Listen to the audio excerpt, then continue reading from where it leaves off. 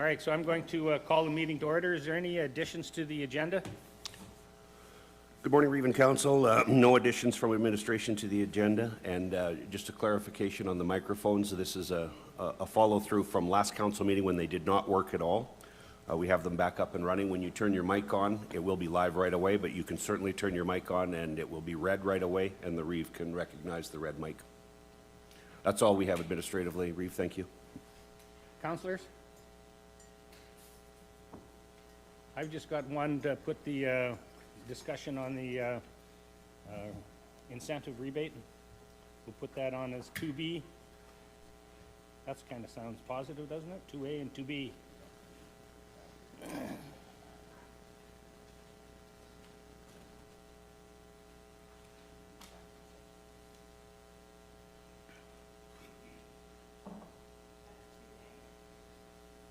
I'm just wondering where we should put it. Do you guys want to talk about it before we talk about all the roads and stuff, or after?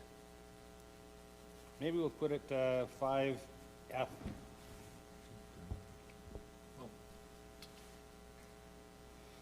Reeve, if I may, the implementation of the tax incentive program would be in the operating budget.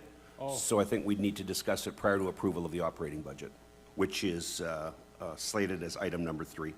Okay, so then I guess I had it in the right place.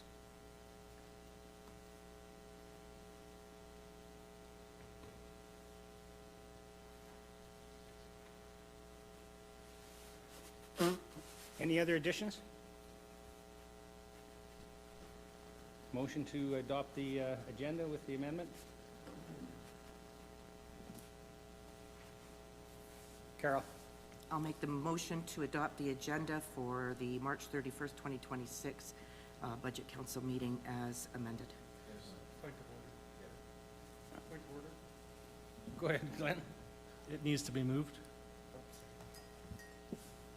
I move to adopt the agenda as amended for the 2026 Final Budget Council meeting on March 31st, 2026. Discussion? All those in favor? Carried unanimous. All right, budget changes since the interim budget. Colin? Good morning, Council. As mentioned, a couple highlights on some budget changes impacting the 2026 operating budget since the interim budget was held in November. A couple of these we've talked about a little bit, but I'll just give a high level, and if there's any questions, feel free, and happy to answer them. So as mentioned, administration is pleased to present a funded operating budget. We have received the assessment figures for 2026, and so year over year, 2025 to 2026, we are seeing an increase of $580,000. So about 250 is related to linear property, and the rest is related to our commercial and residential properties. With that, we also have a 16% increase, or $1,775,000 increase to our school requisition.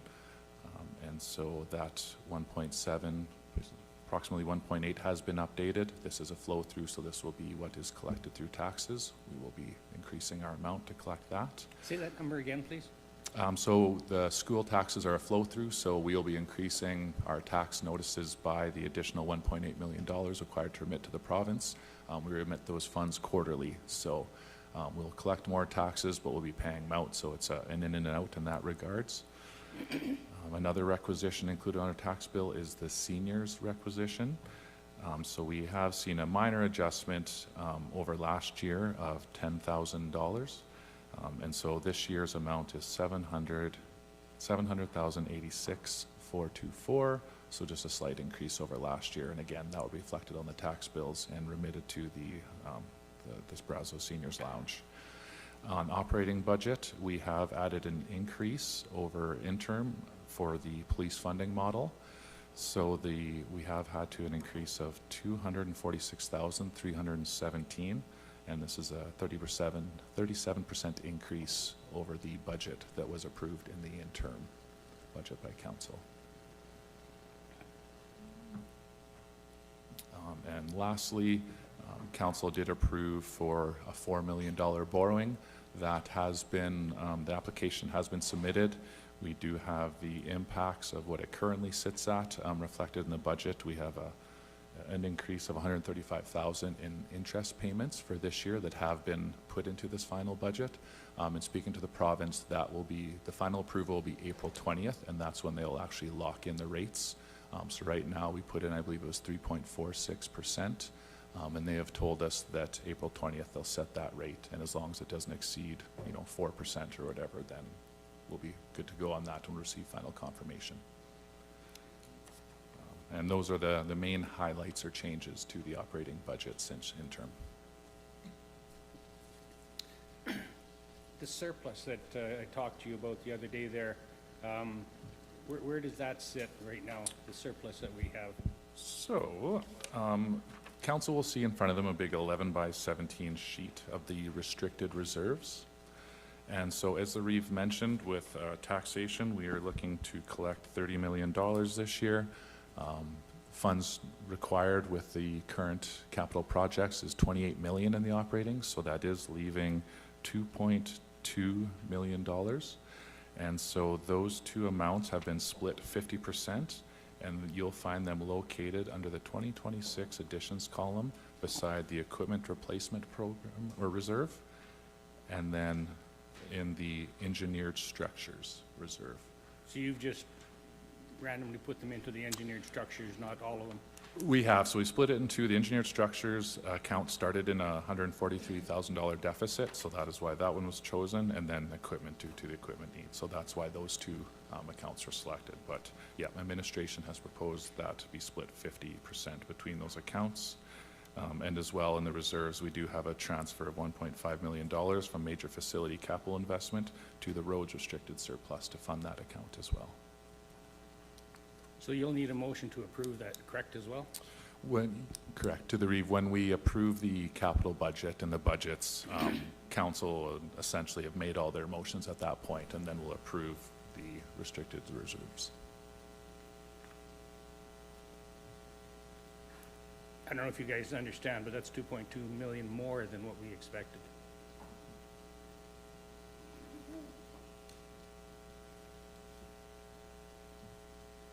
All right, any questions?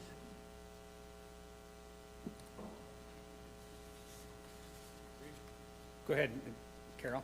Thanks. If I could just confirm with you, Colin, then, so then going into reserves after we have approved the budget, tentatively approved the budget, we will have 8.2 in reserves. Will that be the final amount in reserves?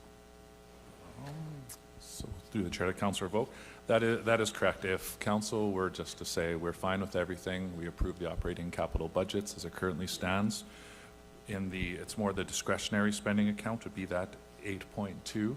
All said and told, we would have a projected of 22 with projected investment interest coming in.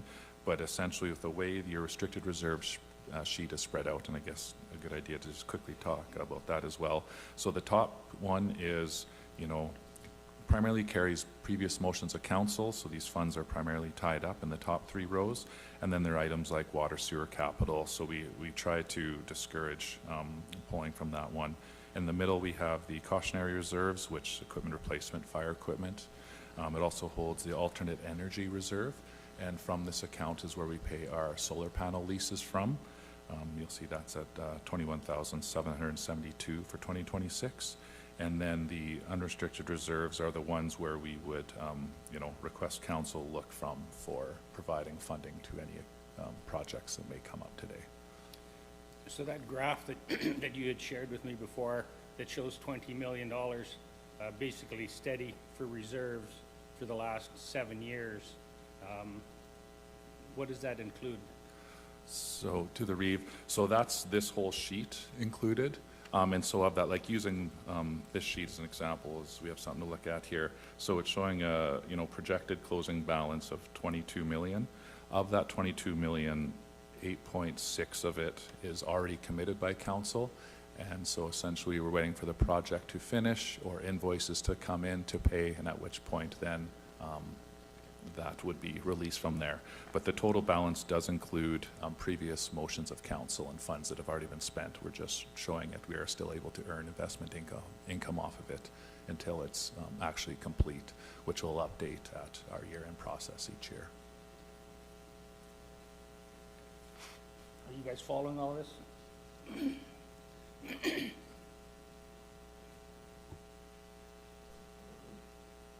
Any questions?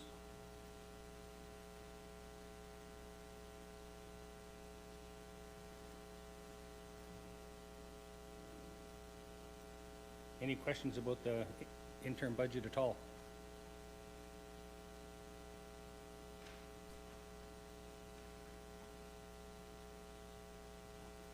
Okay, well then we'll move on to the discussion on the rebate. So in a way, it's good that we put it right after that discussion, but there's more than enough funding in reserves and surplus funds to fund this. We need about $750,000, correct, Colin? Yes, that is correct. So last year, council had provided a 30% municipal rebate. The 30% rebate this year, and just for council's information, I'll give a couple percentages here so you know. So the 30% rebate this year would be 745,370, so 745,370.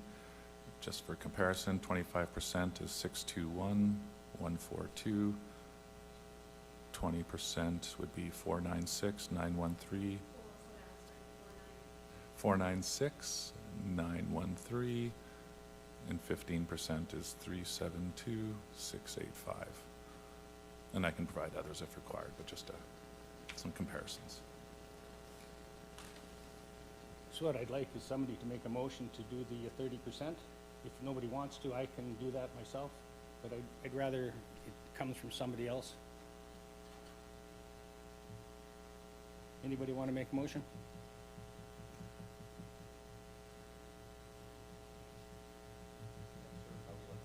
Just, Colin will give you the details, but just a motion that says that council will continue with the 30% incentive rebate for 2026, and funding coming from,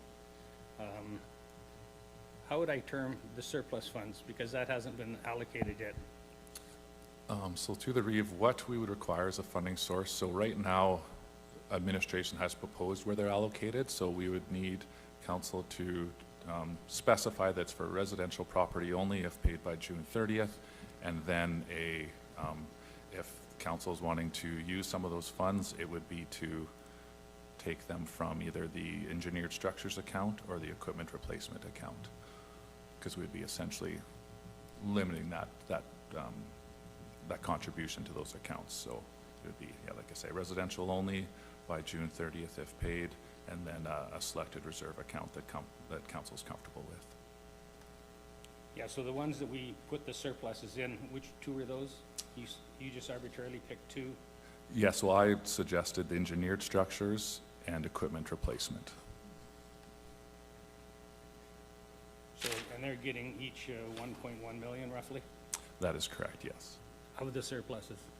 And that's money that we didn't know we had, or wasn't talked about in the pre-discussions. Well, administration, we did have a proposed surplus, like that amount at interim budget. We had thought we'd probably have it, just with our tax account was about $30 million last year. We only have a $500,000 increase year over year, so we were fairly confident, but we could not put that in until we actually received our assessment figures for this year. So, yeah, like I say, we had picked these accounts due to the use of them, but if council would wish other than, that'd be their prerogative as well.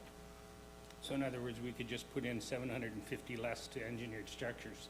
Instead of putting in 1.1 million, only put in whatever it is, 450,000, and put 750 towards the operating, or to the incentive That is correct. program.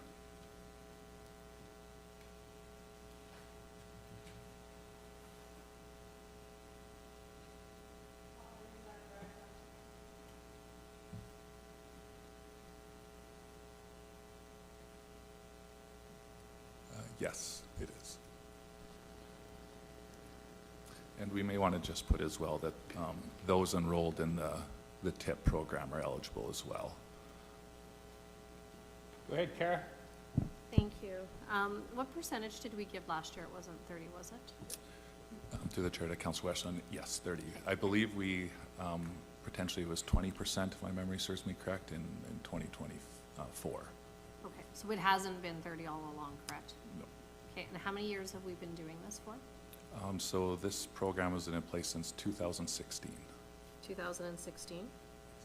Okay, and we also dropped the residential mill rate, I believe in 2016 or 2015 on residential by 30% too as well. That was permanent. So it was. In 2015, the municipal mill rate on residential properties was reduced by 30%, and in 2023, the mill rate was reduced by 25% for commercial properties in the 3 subclasses that we created. And then the other couple questions I have is the increase to police funding that we have to pay is the $246,317. Where's that funding coming from? So through the chair to Councilor Westland, so that has been funded through the operating budget, through taxation. Okay. And then my other question would be, should we maybe wait till we look at the capital, if we are going to potentially fund, I didn't have a chance to add up, but there's capital request on the list from 5 to E. Do we know what those totals are?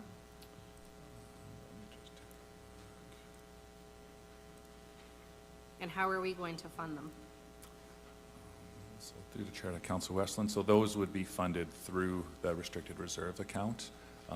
As it currently lays, any additional motions would be funded through the reserves. Do you have a total for all those projects? I do. I know there's one report regarding the Sunchild Road, an update report, so that's a substantial amount, but not being included in this calculation, I have $1.4 million. And if we were to approve all of those, that's coming from restricted reserves? That would be correct. And what is the total on restricted reserves? The total, as mentioned, including, the whole reserve account, the projected balance would be $22,681,136. And as mentioned, that has included those deferred committed project total of $8.6 million. None of this includes the bridge structure that is, I don't want to call it the green monster, so what bridge file number? You know which one I'm talking about. I do, yes. Maybe I'll lean over. Yeah, there's no amounts included in this for any For that further. bridge replacement? No. Okay, and do we have an estimate on that bridge replacement? At maybe $7 million. Okay, thank you. That's it, Kara? So what I'd like to do is get the motion on the floor, then we have a good debate on why or why we should or shouldn't do it, and then deal with that there and then. So if you want to make a motion there, Dallas, they had it up on the screen there.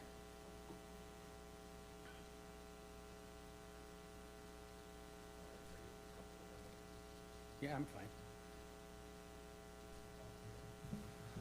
So should I just wondering, should it be engineered structures and equipment replacement reserves, because we're going to tap them from both? Or are we going to choose one or the other? Through the Child Council Extreme, if we could choose one, that would be, Which do you prefer, engineered structures then? that's a council decision. Yeah, but we just put in an extra, like I said, Dallas, 1.1 million into each one of those counts from the surplus, Yeah, right? So they've been bumped up 1.1 million. I'm just using rough numbers. I see, because I'm just wondering, we could take from both accounts, like or works if you want to take from, I would put and then we can tap from both accounts and bring them down an equal amount. Couldn't we also just go from the surplus, because that hasn't been approved yet, that transfer of money from the surplus into those reserves? So then you're not taking anything out of reserves, you're just taking it from the surplus. Just for councils, you'd still have to lessen one account there. Just for the transparency and the easiness of it, I would select account if council is comfortable with the ending balance and the engineered structures without amount, I would suggest the engineered structures, and vice versa for the equipment replacement.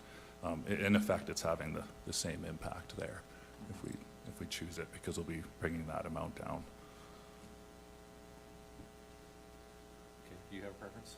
No, it's, like I said, the surplus went into those two accounts, so it was money that we didn't have in there before today, and it hasn't been approved to transfer that money in there, so we could be just putting in less money into those reserve accounts. Okay. Am I saying that enough correctly, Colin? Yes. Well, I like that. It says 50/50, so I'm good with that. Sure. All right, I'll move that Brazeau County Council approve a 30% tax rebate incentive, 30% tax incentive. I don't think we can use the term rebate. On the residential and farmland property by June 30th, 2026, funded 50% from engineered structured and 50% from equipment replacement reserves, including those enrolled in the tax installment payment plan program. Okay, discussion. I'd like just to really have a real hard talk on this here. There's been a lot of changes in our ability to pay bills. We're seeing the increase in education property tax. This could help to offset the pain of that, our citizens. They're gonna have to be paying a big chunk more for education property tax. This would probably help to soften that blow a bit. We've got a lot of people that kind of count on us to look after their welfare. We've got half the staff in the county that appreciate the reserve rebate that we do. We've got the seniors that appreciate it. In fact, we've got 7,200 people that appreciate the rebate, because it does help to offset things a bit. We've got the money. We've got more than enough to fund that.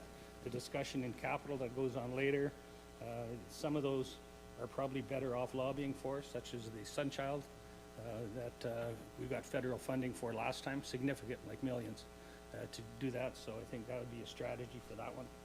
But there's lots of reasons why we don't have to do it and why we can't. But it has actually set us apart from all other municipalities in Canada. We're the only ones that do this particular thing. It's a significant amount of money, and most people are in awe of Brazeau County for what we do for our citizens. This isn't about us. This is about the people we represent, and I think that we should carry on with it. It'll totally change the Economic Development Committee's mandate, because it's one of the key triggers that actually shows that the rebate is working, and it catches people's attention. Colin, did you share those graphs with the rest of the council? The ones that showed the revenue and the... No, I can describe them to council if they want. Essentially, previous members of council remember them from prior to the election campaign. We had sent some just showing a bit of the history of municipal, the taxation, the assessment we've collected over the years. You know, just where it's been over the year and where it's currently been. As mentioned, this year we're looking at 30.5. Last year we were at 30 million. The year before we were at 28 million, just the top of my head there. So those are the graph that the REIV is referencing. Can you put them on the screen for us? I cannot at this time, no. We could give them to council as a handout if they would like. Well, it just that it shows the trend of what's going on since we've had the rebate going on. Although revenues dropped there for a while at the beginning, but for about the last 8 years, it's just been a steady increase. Steady increase, climbing and climbing and climbing. Like Colin said, the year before was 25 million, last year was 30 million, and we're projecting 30,500,000 or something this year. So there's been a steady increase in revenue, and we've got people that are moving in to our community because of the rebate, because of the low taxation. Like, we've set ourselves apart from all other municipalities in this country, not just Alberta. And those graphs show it, and it also shows the reserves and how they went down. But it also, the reserves didn't go down just because we spent the money. It was invested by all the councillors and myself at the table here on projects that they wanted to see complete. And we put money throughout the whole county in every single division that we had. So I'd like to hear from you guys, like, what's your thoughts?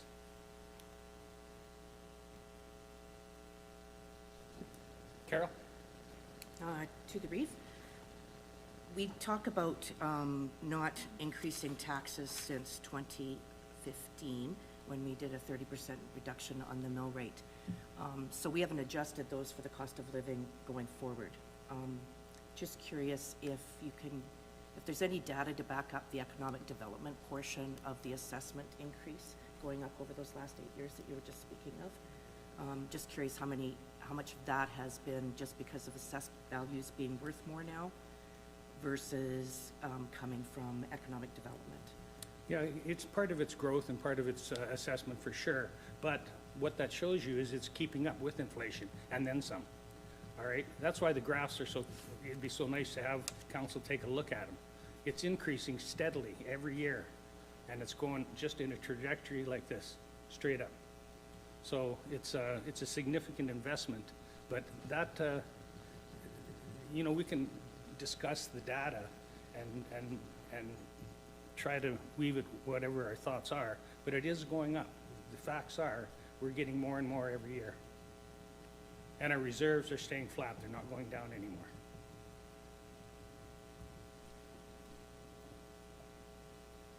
Go ahead. Thank you. Through the chair to whoever can answer the question. How many residents utilize this tax incentive? Do we know? All of them. Off the top of my head, I'm not quite sure, but I could come back with a figure on how many utilize the 2025 tax there. Yeah, that would be great. Thank you. Yes. But what you do is when you come in to pay your taxes, they reduce your taxes, everybody's, by 30%, right at the counter. Right? People don't have to apply for the rebate. No, just, yes, due to council, just the qualifier being that they must be enrolled in the tax installment payment plan or pay and have their accounts current by June 30th of each year. I mean, I don't know who would turn down 30%. Go ahead, Carol. Thank you, sir. I don't know if you said Carol or Carol. Thank you, Reeve. Just one more question in regards to, now I've forgotten my question. I'm going to leave this one on the floor and let Karen take hers first. Okay. Mine's just more of a comment, just that we're fully aware, depending on what number that we pick, if it's 30%, 25%, 20%, or 15%, I have all the numbers written down. They're all substantial. The flip side of this, we've heard there's positives on both sides. And the other thing I just want to make sure that residents are fully aware of, this isn't chump change. This is a project. If we make this decision, this means someone's road's not going to get fixed. This means someone's culvert's not going to get replaced. $745,000 does go a long way to getting infrastructure fixed in this county. So while it is, there is positives on this, there is also a negative side to this too, that it means delay of projects, it means cancellation of projects. $745,000 hit to our budget, again, means someone's road's not going to get fixed or something's not going to happen. Or a potential project that could have happened is not going to happen because of it, so.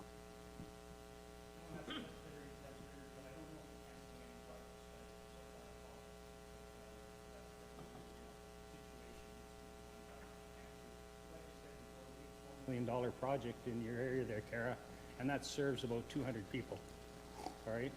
It serves about 200 people, $4 million. 750 serves 7,200 people.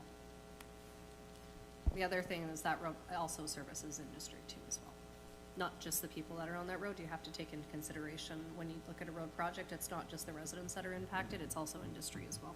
Well, it's only going to serve about 60 residents at the most. The rest is what I included for utilization from other users. Pardon me? Well, if we use that argument, I got 650 that come off of Range Road 92, where I live. So it's a lot all over, and we've seen that map. There's wells everywhere. Go ahead, Carol. Thank you, Eve. I'm sorry, I remembered what my question was. In regards to where our mill rate sits, we talk about having a tax advantage of, having a low mill rate, and it's sitting at the same stagnant rate since 2015.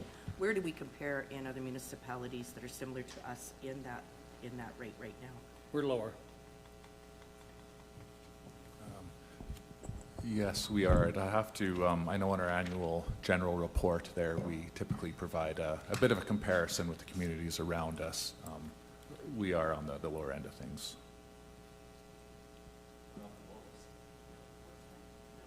We're about second or third. I think MD of our opportunity might be the lowest, no?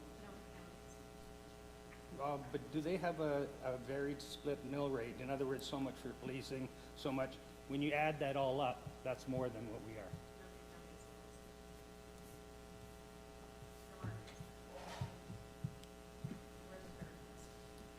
Okay, anyway, we're down at the bottom.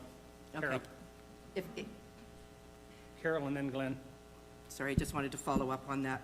So that being an incentive for our county to attract business is that we have the lowest mill rate in the province for a municipality of our stature. So I think that that's a positive. I'm not sure that we need to continue with a 30% rebate, tax incentive rebate as well, but that's just my opinion. Yeah, because we already have that lowest mill rate, which is, like I said, something that we need to consider as well. Thank you. We're swimming upstream in this community. In other words, we have to work harder. You ever drive into Leduc lately? Literally hundreds and hundreds of homes being developed there. Go ahead, Glenn. This tax incentive was a fantastic thing when it was introduced. It was needed at that time because so many businesses were, longtime businesses were closing and people were moving away, and the people here had a hard time keeping up. And then we got hit with COVID, on and on. Last year, we weren't really too sure about the tariffs and how that would impact us. But now things have taken more of a positive swing. Oil is quite high. We see a lot of businesses building new offices, new shops, and this year when I was campaigning, a lot of new residents, a lot of new builds going up. So Brazeau County is doing fairly well. If we're ever going to reduce this or start winding it back, this would be the proper time to do it. I don't want to leave my grandkids with the baggage that might come from this. It's a feel-good thing. It's good for us, but is it good for down the road? So we're looking at the fact that we're going to be on the hook for $1 million plus for the ice plant at the skating rink. We're going to be on the hook for a potential bridge over across by the dam there. We could do some lobbying, but those are all things that we need to start saving for. And we don't have any buckets open for any of those things right now. There's nothing, we're saving towards those things. So the RSMP, that's going to be wicked. It's a $246,000 increase this year, and that just keeps going up.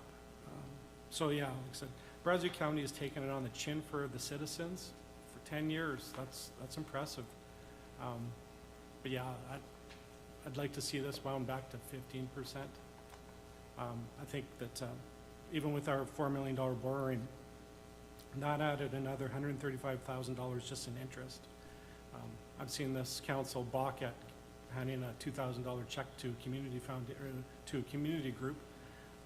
But yeah, don't blink an eye when it comes to spending that kind of money on interest alone. So we need to fund this somehow responsibly. And like I said, staff have done an amazing job. I've seen from the budget. They're taking equipment and running it way longer than it's really feasible to do, but they're making it work. And so yeah, hats off to staff. They've done a great job, but it's time to start looking at moving this back. And like I said, I wouldn't want to see this disappear. I think people have budgeted for it, but I don't see a problem with reeling it back to something more reasonable. Shine, and then I'll go back to Karen, Arya. So sometimes I feel like I live in a different world than most people. Because like $400, that's what I get back, 30%. $400 to me funds school buses, because now we have to pay for those. It's more riding lessons for my son. That would be probably all my phone bills, depending on how much data I use. But I think I'm talking with the residents in my area, it doesn't seem like a lot of money when you take 30% off of if you have a acreage and it's like, you're paying $2,000 a year for your probably less. But that 30% to the average person is a lot of money. And I know that we as a county need to look at all the things we need to do, but if we do have the reserves for it, and I don't mean to contradict you, but to me, this is the year that we don't do that. It costs me about $150 a week to drive to Devon. Actually, probably more. That was with my car. So like this year is increasing in costs significantly. And a tax rebate would be maybe just what everybody needs right now. And sorry, a tax incentive, I'll use the proper term. I would hate to see it go this year. I don't think this is the year. I think we're still in so much turmoil in this world that keeping a 30% for people would be just that little bit of extra to get them through till maybe next year. So that's all I gotta say. Go ahead, Kara. Thank you. I think we've been hearing that every year for the last decade, so, and I think part of when we introduced this, and I think part of the introduction of it back in 2016 was a scale back, eventually a scale back on it, and we've kind of done variations of that over the last decade. But I think that's, you know, that's huge. We've done this for almost 10 years.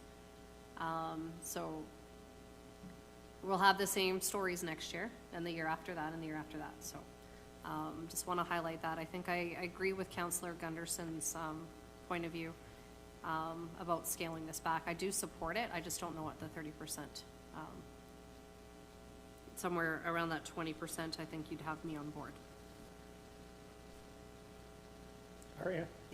Thank you. I am also in support of it, just not at the 30%, but I do have another question for Colin through the chair. So since 2016, when this was implemented, do we have a bottom line number on how much we've left on the table or eaten ourselves? Yes, so through the chair to Councillor Harris. The number since 2016, the rebates have totaled approximately $6.2 million.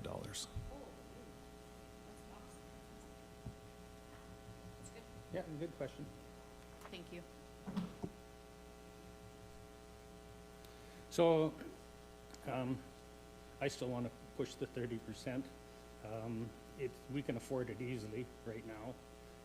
There'll always be a project that we could do somewhere else, but this one here serves the most people ever. Like everybody benefits from the rebate. And we also did it in a way that we all talk about people donating to certain charities, different things. This gives every single person a chance to take that money and maybe put it towards a skating rink if that's what they choose, or maybe putting it towards a dome if that's what they choose, or maybe putting it towards the skating or the curling. It gives everybody that little bit of money that they can put that, if their kids are into figure skating, they can put it towards figure skating. And so instead of us picking what recreation should get all the money, we let the individuals pick it, and they use their dollars to actually vote for what they want to do. And whether it's giving it to a charity, or whether it's just filling the fuel truck, or whether it's putting supper on the table, we're pretty fortunate sitting around this table. You know, we've got a pretty secure position here, you know, as councillors. That security isn't out there in the oil patch. So I think this goes a long ways to helping people and showing that we do care. It's right in our bylaws that we, in our mission and goals and things, that to support rebates. And it also is in there that we do a citizen first philosophy. That's what this is. This is a citizen first philosophy. Residents first, I guess, is the words I should use. But when you look in your binder, your welcome home budget binders, you can actually see that it's right in our goals, our missions. So I just wish you guys would just support it. And then maybe if there's going to be a change, announce it to the people that there'll be a change next year. Dallas. Yeah, I like that comment. You know, people have, if they've had that money that got left on the table, they spent it. They brought it right back here and they invested in in their growth, and they put it into our community, they put it into recreation, they got their kids in hockey, they needed that money, they spent it. So it didn't just sit there doing nothing, it came right back into circulation. Circulation, money grows more money. And it's better in their hands than it is in our pockets, that's for sure, in my opinion. We have, since 1986, since before the formation of this municipality, this county, we said, we promised, we worked hard to prove that we could carry this municipality on low residential taxes. And linear would carry the entire municipality, and that has been true the entire time, ever since 1986. We didn't become incorporated till 1988. All those years, we knew that we could do it, and we did, and we proved that we could do it. We did invest a number of money in capital projects over the last number of years because we need to invest that in capital projects. We have a lot of growing to do. And we have done that, and that's healthy, and I'm 100% in favor of that type of growth and advancing our infrastructure like we just talked about. That is so important for us. And that is what we have done, and we've still got a lot of work to do, but we need to stay in our lane. We do spend money outside of our lane, which we shouldn't do. And that money that gets left on the table, it can come back into that lane. For example, we had a great night the other night at the Legends, and a lot of money from outside came right back into the community, and that's because we left that money there on the table. We didn't have to put money down for that, for the money that they're trying to raise for that hockey club and other recreation items and other entities that are searching for money. That money gets spent comes right back, and we can stay in our lane and focus on infrastructure, focus on what it is that is prioritized for us as a municipality to spend our money on. Every piece of equipment that is in the back, Public Works has, I don't know that we've turned down any ask. Everything that has been asked for, we have got. We have got an excellent line of equipment, and it is entirely our responsibility to make that equipment go as far as it can. That's our job. We have to work harder to make sure our dollars go farther. That's our job, all the time. And we have to show our residents that we're doing that, and they appreciate when we do that. There are other places for us to generate revenue. Doesn't have to come from taxation. School tax, that's more taxation. RCMP, that's more taxation. That's more stuff that we shouldn't be having to work on, but that's more stuff, that's more tax, provincial tax, federal tax, gas tax, whatever tax. Our people are being taxed to death. This is one place that they can count on not having to get taxed to death. We work hard to make sure our mill rate is low. We work hard to make sure that we can keep an incentive in place so that our residents get the best possible treatment. They're not getting the best from a federal government. They're not getting the best from the provincial government. They're getting taxed to death. Let's just stop taxing people to death.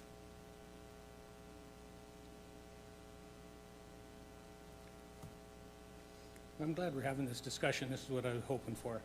Aria? Thank you. This is more of a comment and maybe just a confirmation thing. But without the incentive, we are still second or third bottom mill rate, correct? Yes, I think, yeah. Okay. I guess that comment just hopefully speaks for itself. Carol?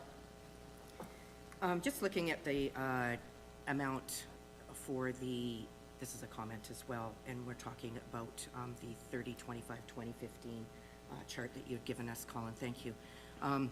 If we were to decrease that incentive from 30 to 20%, we would save $248,457. The police funding model is an additional $250,000 to our budget. So we could start to, and I don't want to use, well, I'm going to use the term, wean the public off of that incentive package because we already have the lowest mill rate out there. So we have a good incentive that way. And bring it down to the 20% model. It would help to compensate for that provincial police force or that police funding model increase that we have as well. And that would still leave us with money to put into our reserves to help keep them stable. We do have to look at our asset management plan coming up in the future. We have roads and bridges that we're not sure what shape we're going into, and I'd like to see, you know, some stability there when we plan to go forward. Good comments. What was I gonna say? Oh, yeah, somebody said something about revenue generating. Our solar is starting to take off as far as saving money. This building doesn't have a power bill essentially. Looking at those graphs that we had, we've got the capital cost of the 20,000 a year, but when you showed me those graphs, it showed that we're net positive with our power.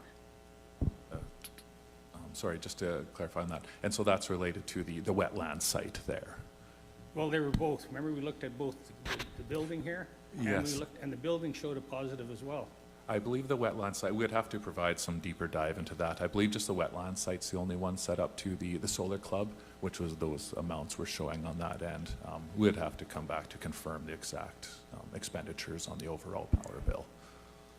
Great. So the Violet Grove one has got a bank account that it's generated of about 35,000. Am I correct there, Colin? So I was looking at that, and I'm pretty sure we looked at the building too, and it showed the same positive amount as well. It was all yellow bars, which, whether you're in the solar club or not, it shows a positive supply of power compared. So that's something that we're saving, right? And it's generating revenue as well for other things. It's not much, but that isn't a very big site at Violet Grove, but it still has generated in the last couple of years $35,000 positive in its bank account. So that's pretty positive. So that's one place that we're looking at. The Economic Development Committee, we want to do as much as we can there to try to find revenue generating ideas or revenue saving ideas.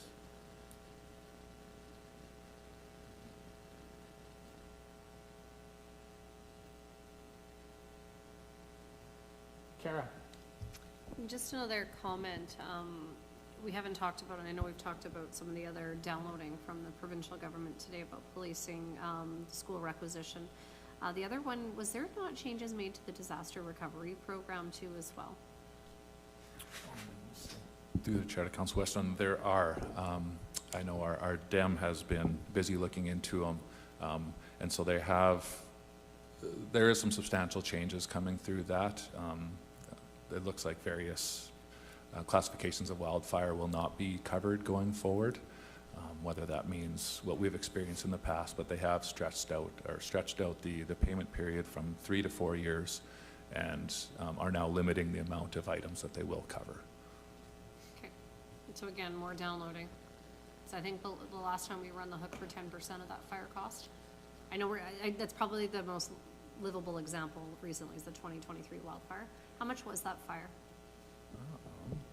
So I can confirm as of January 2026, our file has now been closed and we did receive our last payment. And so we did not incur the costs related to air support in that, which would have been a substantial hit in that regards. But ours was approximately $13.1 million of that between the town and the county. Our share was $1 million essentially. We were able to get some wildfire activities 100% covered through the PEC, so that helped out, but that is the rule of the old program was 10%. That's going to increase going forward. Correct, Okay. yes. Okay, and I know we're highlighting fire, but we have a flood threat here. Flood's a little bit different. Thankfully, we were smart and had some foresight and didn't allow development on the riverbanks like many communities do. So we've kind of avoided a bit of that issue, but I think our biggest thing that we need to keep in the back of our heads is the threat of wildfire. And I know a lot burnt, but there's still a lot more to burn out there. Okay. Dallas? Yeah, the threat of wildfire hangs over our head every year.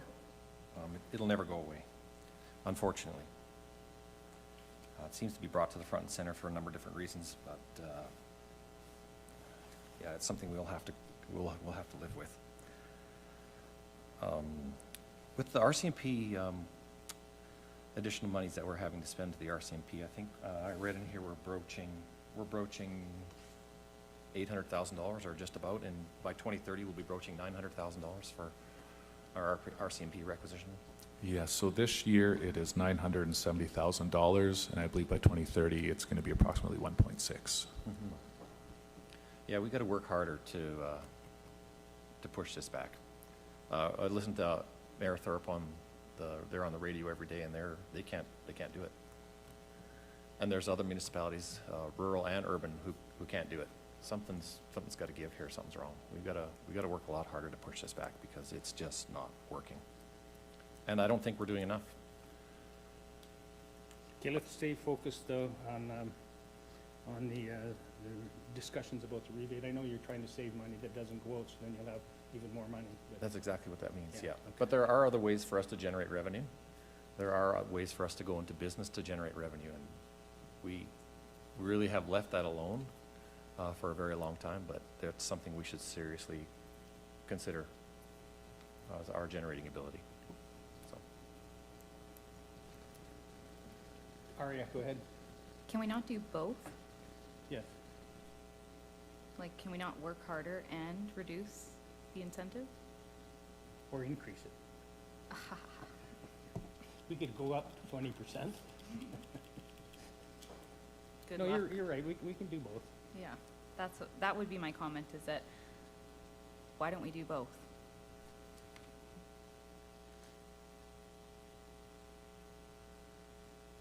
Okay.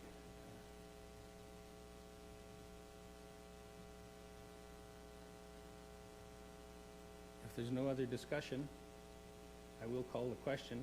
If somebody else wants to make another motion afterwards, they can.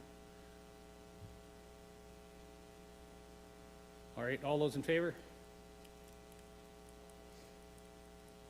So you're in favor, Shane, Dallas, myself? Okay, those opposed? So that motion is lost. Glenn Gunderson, Carol Vogt, Aria, and Kara opposed.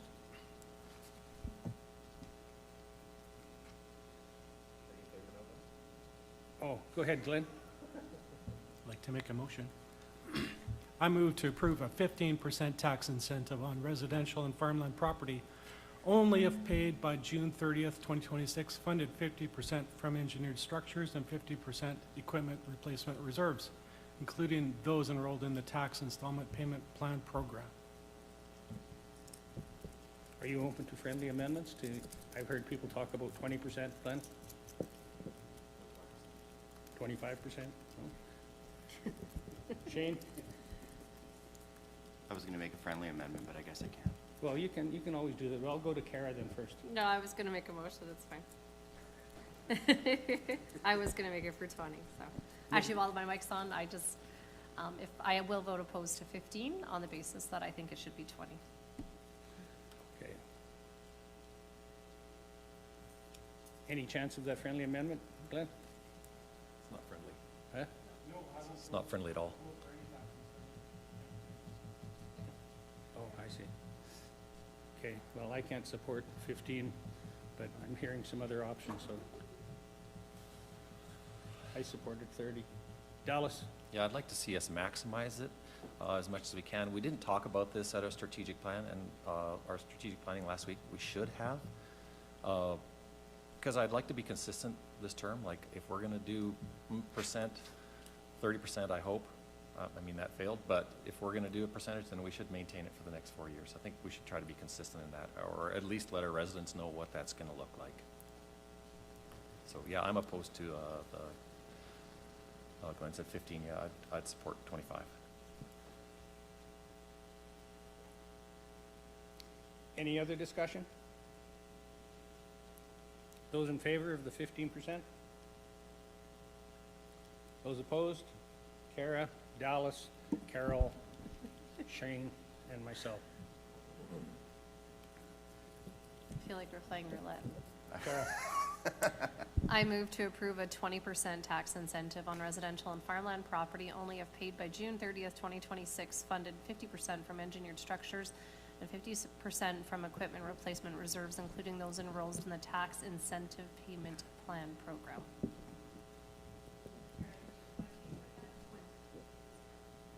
Did I hear 25? I- Shane? I was gonna say, can we start doing this in an auctioneer voice? I will comment that I think that we need to realize that to get rid of this completely is going to put a giant strain on our residents. And so I would caution that if we do something, we need to pick some sort of tax incentive, at least this year. And then if everybody is so opposed to it, then we need to inform our residents that this is what we're doing. So, because we've been doing this for so long. Right? I'll stop there. You know, the reason I raised that point about surpluses, that we've got an extra 2.2 million, that would fund this reserve at 30% for the next 4 years. You know, that's significant. And so that's what I was hoping that we'd go down that path, where we take the surplus money of 2.2 million and use that over the next 4 years to pay for the surplus, or to pay for the rebate. So, anyway, I'll accept the motion there at 20%. Maybe somebody will make a motion afterwards at 25, raise it. Discussion. All those in favor? Those opposed? Aria and Glenn are opposed to a 20%. Anybody interested in trying a 25%?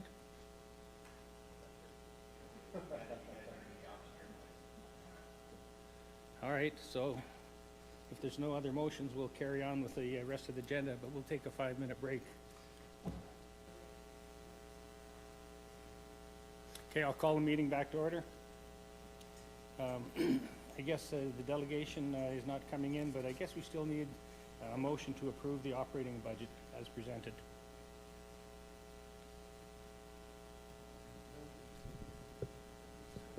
Shane? I move to accept the operating budget No, as... to approve. Oh, to approve. I move to approve the operating budget as presented. Discussion? All those in favor? That would be me.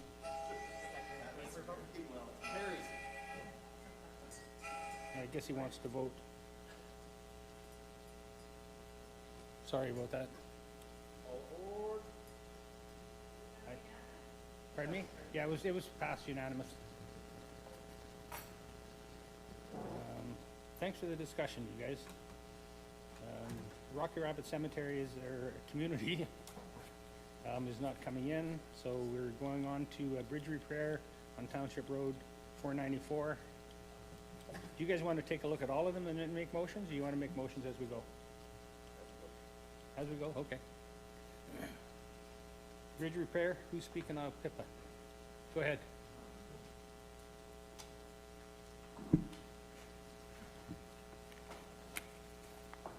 Okay, the first one we have today is for Road 0291, Bridge File 09850. There's a map on page 5 indicating the location, Township Road 494, east of Range Road 55 by the Lindale Hall. So to start off, in the recommended actions, I did miss putting in the road ID in there, so if council does wish to make a motion, administration's asking council to approve an additional budget of 500,000 to Road 0291, funding from Road Restricted Reserve. So in November 2023, a motion was made for rehabilitation, a total cost of 600,000. The funding comprised of 450,000 from STIP and 150,000 from Brazeau County. The bridge structure carries Township 494 over Modest Creek. It was constructed in 1985. Estimated replacement of the bridge is in 2030. The bridge has significant deterioration and requires rehabilitation within the next few years if it's to remain safely in service. We first tendered in April of 2025. A number of the bids we received, the minimum bid was substantially over budget. Due to it being later in the season for construction, it was recommended that we defer to the next construction season to potentially obtain competitive bids. So it was decided to tender again in January, February of 2026. So we did that again. We attended January 15th, 2026. Bids closed on February 26th, 2026. Although our lowest bid was almost $100,000 less, the minimum bid was still over budget. So the repair that we're proposing to do will meet service expectations for another 10 years, extending its useful life. We did have some discussions with the companies that bid in order to get some feedback about the pricing. And some of the comments were that the pricing reflect increased labor costs, substantial increase in living out allowance, the cost of securing and the expense of a hydro lift has substantially gone up. Fuel costs have gone up substantially. The cost of chip sealing's gone up. And then transportation has issued several similar projects, and the demand for this type of work is up in the industry. So the summary was that there's an increased demand for this work, limited resources, and increased input costs associated with the pricing. So administration is recommending we still pursue this project, utilize the STIP funding, but requiring an extra $500,000 to the budget.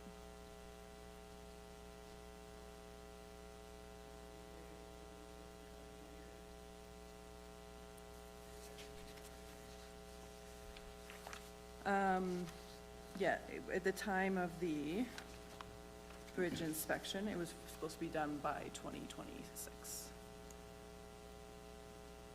Kate, what are your thoughts?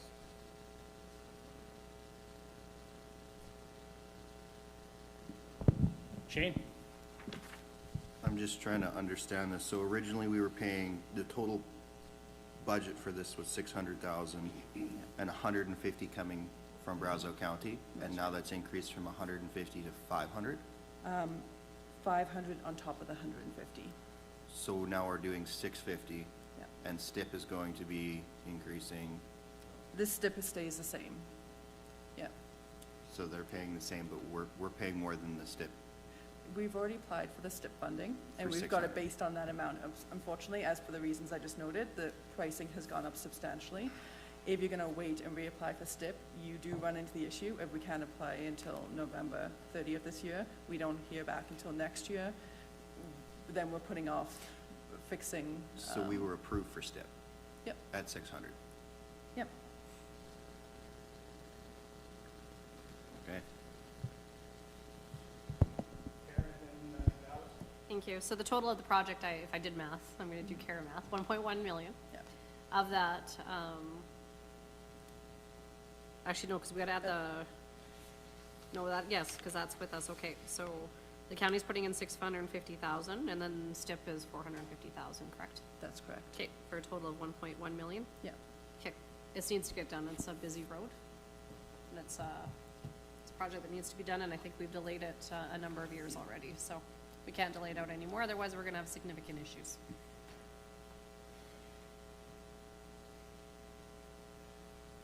Dallas?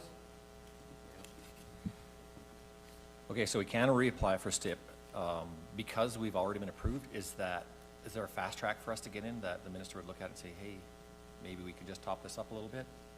Is there any chance of that, or are we? With the timelines currently in place, we can open up those conversations, but it's reapplying for more money, which they won't look at until November 30th, 2026. Rats, And I wish answer in the spring. I would've known this when we met with Dreeshen last week. Like, we could've brought this to his attention right away. Because, that's a $500,000 mistake.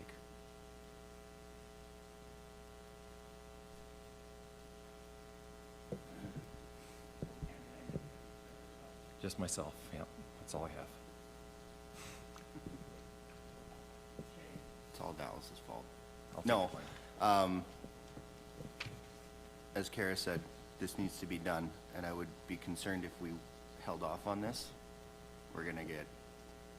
It's gonna be more problematic. I will say that we need to do this. That bridge is rough, and I hear it all the time. Maybe there is opportunity for us to have conversations after the fact, and, I mean, they're not gonna give us money back, but who knows, maybe they would.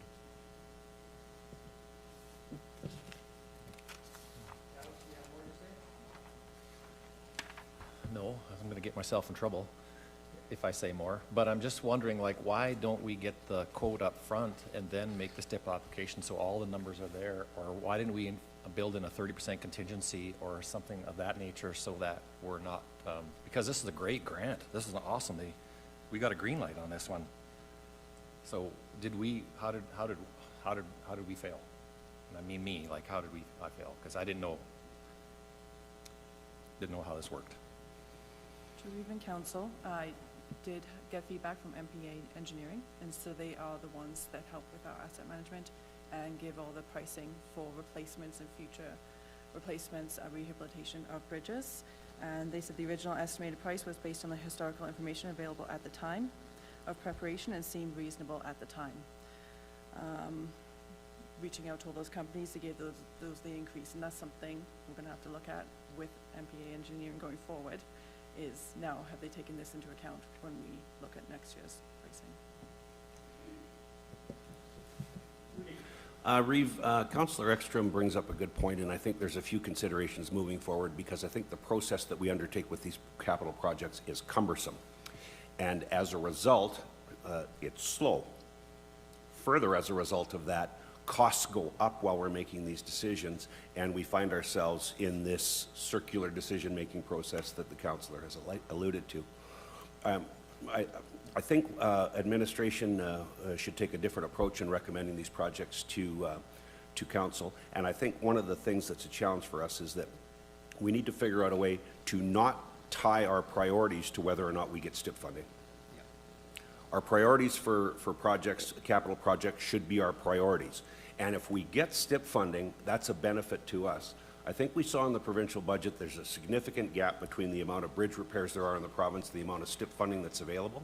So I think that we need to exclude that from the decision-making process moving forward, and still access that money if it's available, but I think that may be one of the things that make us a little bit more fleet of foot in these capital decisions, because Councillor Ekstrom is accurate. I mean, we're bringing this back in an after-the-fact motion, and we really don't have any choice because we're outside the original council motion. If we excluded STIP in the conversation, maybe if we allowed a contingency to allow for some inflation, those may be some models that we can look at that council would be comfortable with, that would make us a little bit quicker in these decision-making processes.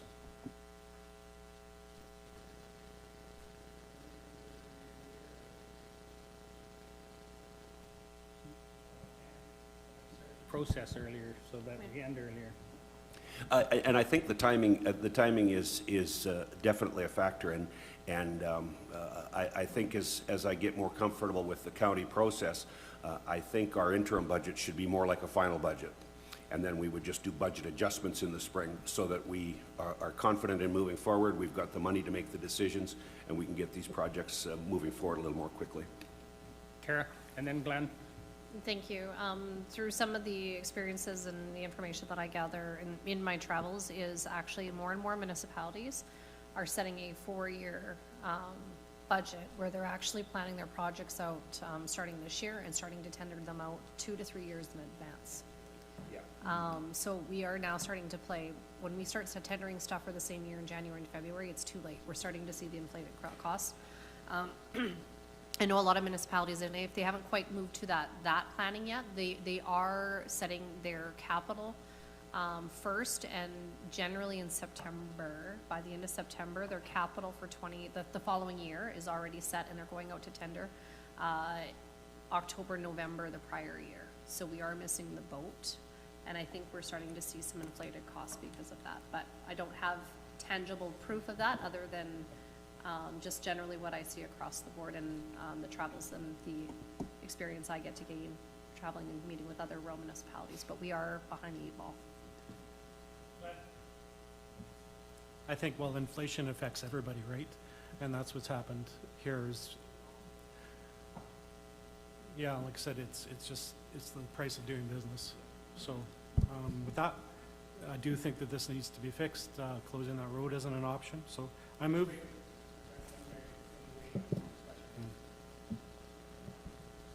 I was just gonna make a motion, but, okay. I was also gonna say, I'm all for inflation, but double? Like, that's, if I came back to a client with double what I told them, yeah, but you're not, and like they said LOA, I don't know, like, how many people have used had to work out on LOA in the last year? I'm not getting double, I can tell you that, and I'm not paying double for LOA. It's because I'm a horrible boss. I just think it's, yeah. Okay, sorry, I digress. Yeah, sorry, just some more comments about trying to battle the inflation, and that is why when you're tendering and locking in contracts in the prior year, so like October or November of the prior year, that's built into your contracts and protects you from that continued increase in inflation. So you just have to make sure that your contracts and your bids say that they can't come back and inflation's gone up 30% or the price of steel's gone up 50%. They can't, that's why you go back, the further back you start planning, the better.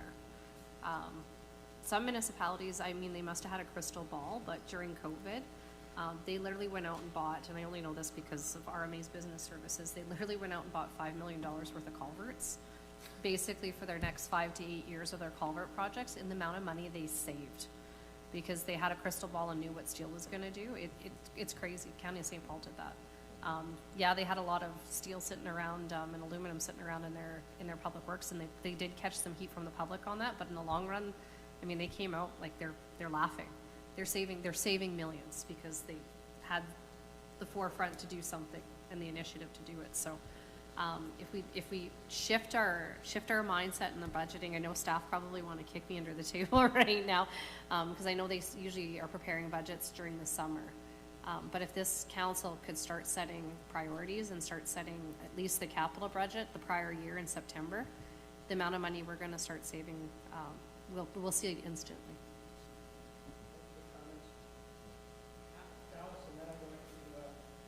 Okay, I'll be quick.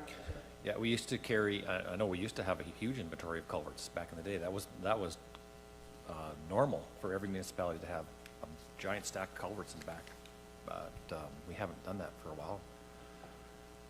But anyway, I see a resolution here. I know that every fall and spring RMA, the STIP comes up again and again and again, and I think we need to keep on Minister Dreeshen as long as we have him. And I see a resolution here for STIP, and I think we should craft something and bring it front and center again and again and again. I'm just going to do what we need to do right now. I move that council approve an additional budget of $500,000 funding from the road restricted reserve. $1,000. No, from road restricted reserve to road 0291. Because he was telling me stuff in my ear. Sorry, I'm going to redo that. I move that council approve an additional budget of $500,000 funding from road restricted reserve to road 0291 Lindale Bridge rehabilitation.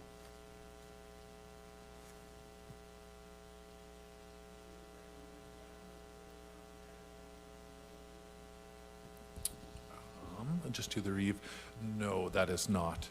So we had added, a previous council motion had that we add 3% of our non-residential assessment to road restricted each year. So we have continued that practice this year. So there is $707,000 from that motion coming from operating the surplus. So that one was topped up a little bit here this year.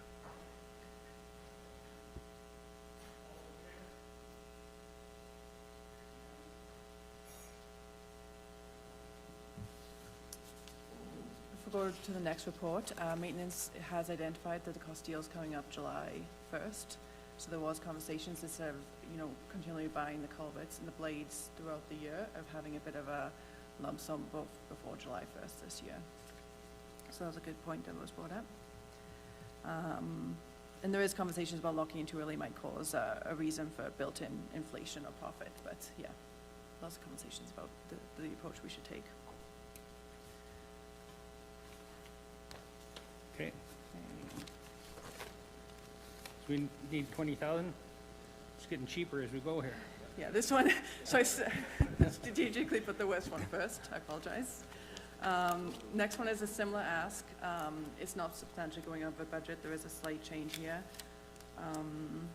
Road 0290, Bridge File 71545, Range Road 71, south of Township Road 504. So this is a bridge culvert. And again, the same thing, I did miss putting the road ID in the recommended action. So administration's asking for council to approve an additional budget of $10,945.21 to Road 0290, funding from Road Restricted Reserve. Original motion was made November 2023. Total budget of 1.1 was initially approved for this project. The funding is comprised of $877,500 from STIP and $292,500 from Brazeau County. So again, this is a one that does have STIP funding approved. We undertook the RFP process and engaged with MPA Engineering with prepared detailed design drawings, cost estimate, and tender documents. Posted for tender on January 15th, 2026, and closed on February 2026. There was 8 bids received. In reviewing those, with the lowest and best one chosen, we are asking for an additional amount of $10,945.21 to road ID 0290. So the estimated cost was calculated from 2023. So in considering that, advertising this in a competitive process 3 years later, with the inflation we've been seeing and the comments that companies are saying, the project's only increased at less than 1% of the total cost. This one isn't such a bad news, given the dates and timeline of that.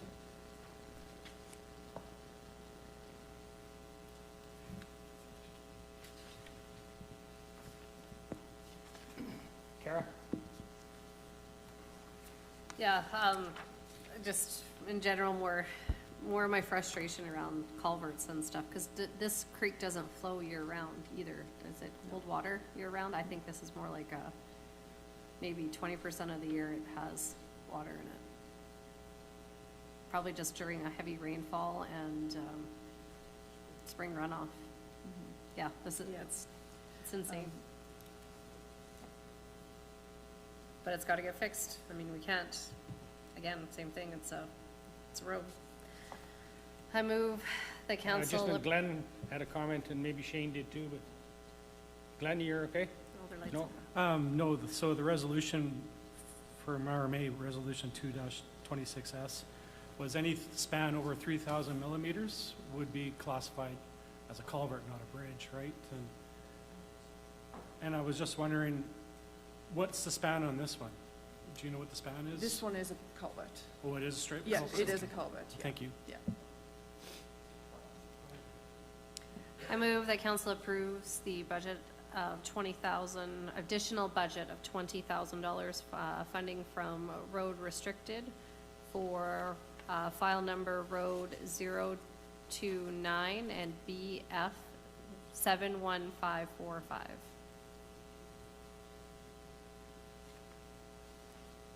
Discussion? Go ahead, Glenn.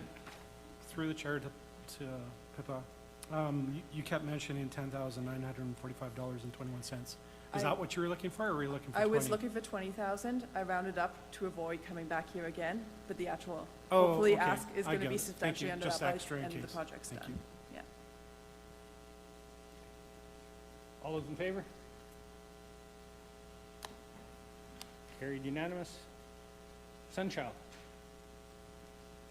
Okay, Sunchild Roads. This is just an update report for information only. During 2026 interim budget discussions, an RFD was presented to council regarding the 2026 microsurfacing projects on the 5-year capital plan. Administration noted Elk River Road and Sunchild Road as needing microsurfacing. Elk River Road was approved as council deferred Sunchild Road. So the purpose of this report is only to ensure council is provided with the most accurate and up-to-date information and that all relevant factors and risks are considered. So we identified the 2 priority road segments to do the microsurfacing, to extend the life of existing asphalt. These segments were assessed as suitable candidates for this.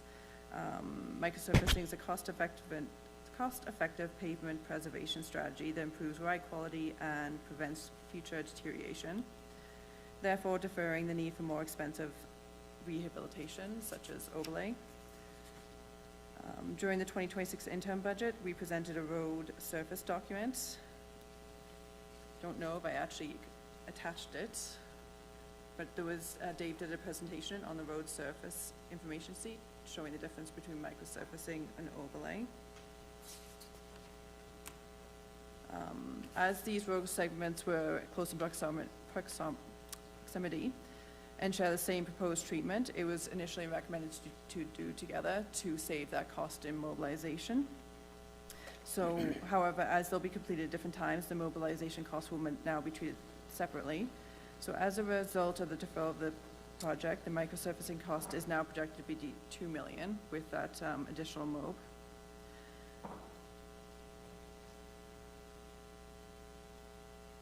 It was not approved to proceed due to council's interest in lobbying the province to assume responsibility for the road.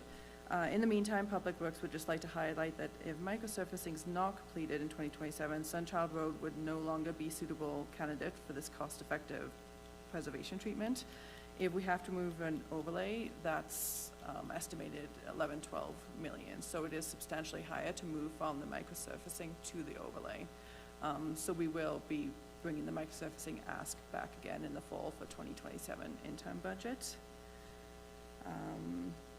I do have road assessment information, so you might remember from interim budget, we are including road assessment information, and hearing the feedback then, we've also started including more traffic count information as well. So the road assessment information shows it full, rated fair. That was in the fall of 2024 that would have been done. I'm just gonna bring something up on the calendar here.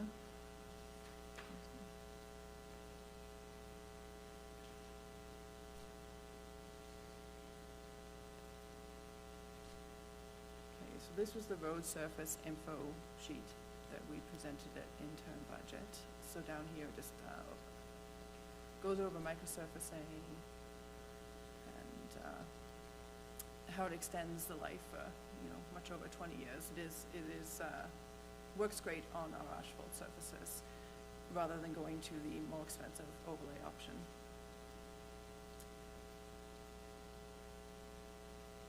We did set up traffic counts on this road, so Kyle has done quite a good interactive map here.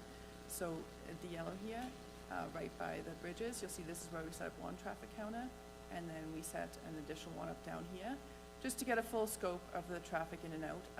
A lot of traffic does go down here to a plant, so that's why you'll see the difference. North location, 716 vehicles per day, south location, 514 locations per day.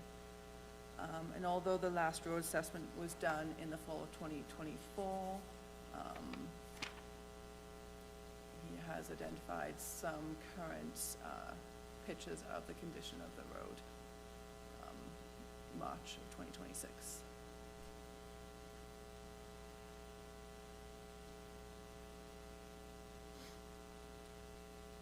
Just go through a few of these.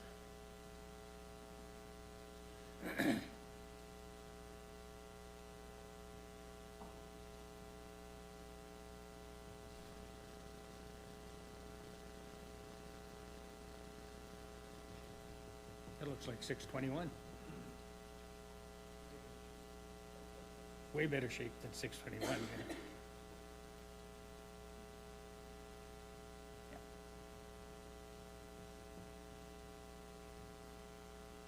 Yeah. So, I don't know how far back your history goes, Pippa, but when it was a gravel road, it was a horrible gravel road, impassable almost. And Weyerhaeuser, we approached them, and they actually gave us around $320,000 because it would save them 15 minutes on every load on turnaround time. And so I think that strategy we still might want to resurrect that. And secondly, we might want to talk to Ochis to see if they want to partner with us to get that done. There's also federal grants that we got back then, and there's some coming up now. I think when Merrifield was the MP, he got us around 7 million, I'm thinking, to have that road paved. And so I think we need to start lobbying on the Sunshine. We need to talk to Weyerhaeuser. We need to talk to the federal grants that are coming out on that type of stuff. Rudy, you know a little more about that than I do. But we need to start that process immediately, because that's a big chunk of money we could save if we got the other partners, both the Ochis, Sunchild, and the federal government. Yes, thank you, Reva. You're correct. There's I don't know if council recalls a previous federal program called the Growing Canada Fund. There was a significant portion of that funded major infrastructure projects like highways, bridges, harbors, et cetera. There's somewhat of a renewal of that program. It's named differently, but we're just gathering information on it. And I think that in partnership, Brazeau County with Clearwater County with Sunchild or Ochis, I think that there's a good opportunity that we could lobby successfully for some funding there to upgrade that road. Yeah, that's how Brazeau rolls. Okay, so you weren't looking for a motion right now, you just No, giving I us just a wanted to heads share up. all the up-to-date information and give you a heads up for interim budget, Well- while in conjunction with if your council choose to lobby the province as well. No, it's good because it's got us thinking about lobbying strategies right now and who the partners in that lobbying strategy would be. But you'd think the Ochis and the Sunchild would be in favor of it, and they'd probably be the one that pushes the envelope to get funding for us. Looking at the history in 2005, that was a big part of the success, was having Ochis. 2005? Okay, good. I couldn't remember. Shane? I just had one little question. If you look at the one with the bridges specifically, so BF 80845, that is the bridge that goes over the spillway, correct? That's right. Does TransAlta not cover any of that? No, so we're, Yep, that is on us. Administration has been looking into that over the last couple of years, whether it's better transportation responsibility, TransAlta's Brazeau County. Ultimately, it does lie on Brazeau County. okay. There is a metal arm part that is TransAlta's, but the bridge itself is Brazeau County's responsibility. We have gone in every direction trying to find a different answer for that. Interesting. Yeah. All right, did we pass that? No. Did we make a motion on that one? So I have to present that one still. Pardon me? I have to present the bridge one still. Oh, okay. So that was just the two different topics, similar locations, but that was the Sunchild Road itself. So if there's no further questions.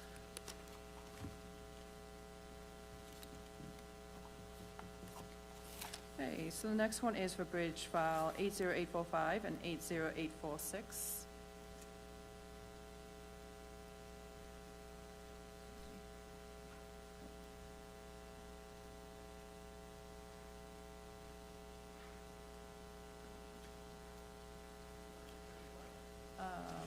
I think so, yeah, and then I'll pull these up after.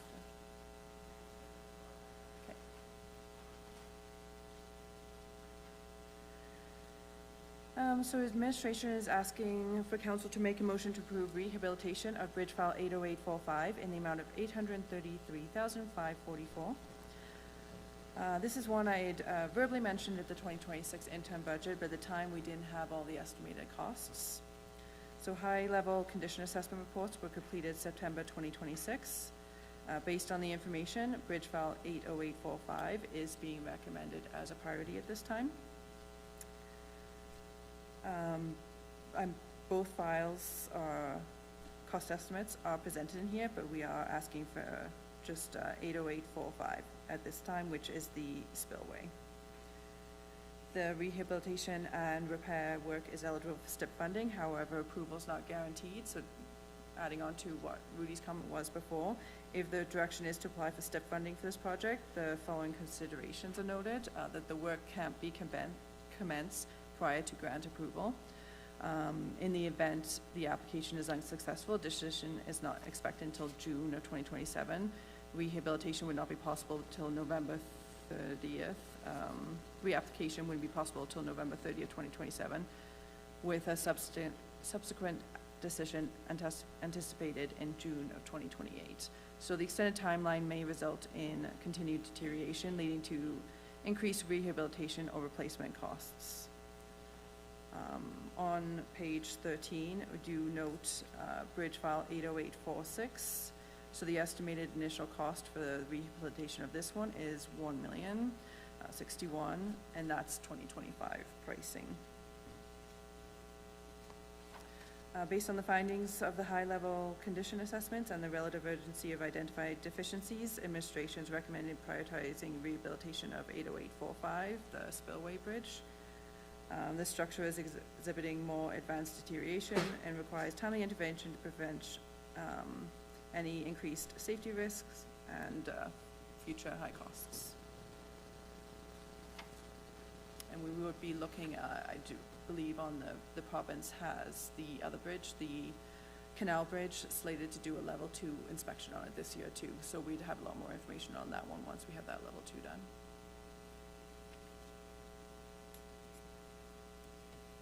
So would you be doing the work on that this year, or would you just be doing the inspections and stuff this year? Like I'm reading on page 14, you're basically, you know, you're saying that timely support will allow administration to move forward with necessary investigation work. So does that mean what I said, or? Yeah, it's late in the year to be able to do construction work under budget, so most likely the work would not be completed until 2027, the construction work.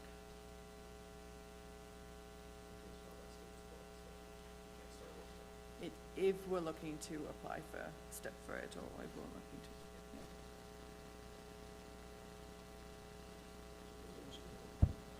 Well, no, no, I'm just thinking, do we approve a project that's not gonna be started till 2027 in the 2026 year? So that the funding for this would come out of the 2027 budget, not the 2026 budget. Because the work isn't gonna be done, it certainly won't be completed right at the beginning of the year. So why would we be approving the spending of money in 2027 in 2026? You follow? If you, similar to the first bridge report, I would put it out to tender and hope to be able to get something under budget. If not, we would have to push it and re-tender January for 2027. okay. But the repairs are due on this one, just didn't want to ignore it, so did want to bring it forward to council. I know there's been discussions about who's responsible for this bridge, but it is Brazeau County, so I'd be doing disservice and not bringing this forward, to let you know that this is our due diligence and keeping in mind the amount of traffic and industry traffic over this one. I'm starting to think about the lobbying strategy, and they're looking at redoing some sort of a pumped hydro or upgrade there. It was advertised looking for input, and we supported them in the past. Whatever we do here in this motion, we really have to start sending letters out to Clearwater about the Sunchild, to the O'Cheese, to all of these kinds of things. And now I think Weyerhaeuser and TransAlta as well we need to meet with. But anyway, I'm getting sidetracked. Sorry. Kara, you had your hand up first. So on the screen, I am just putting some pictures that were from the report.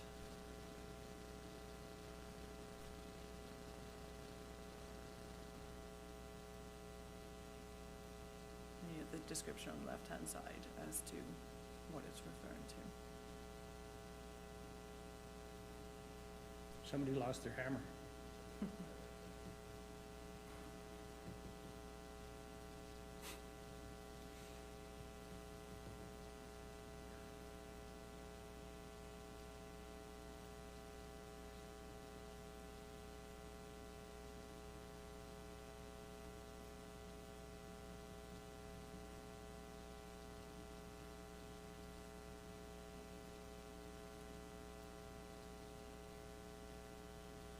But there wasn't another place for a crack to be on that one wall, was there?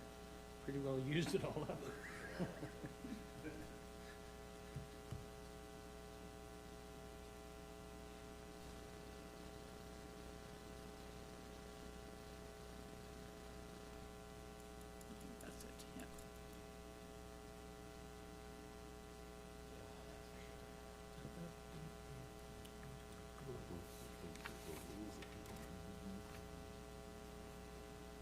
almost makes you happy looking at that picture. Nice and green, water flowing, It's a pretty picture. blue sky.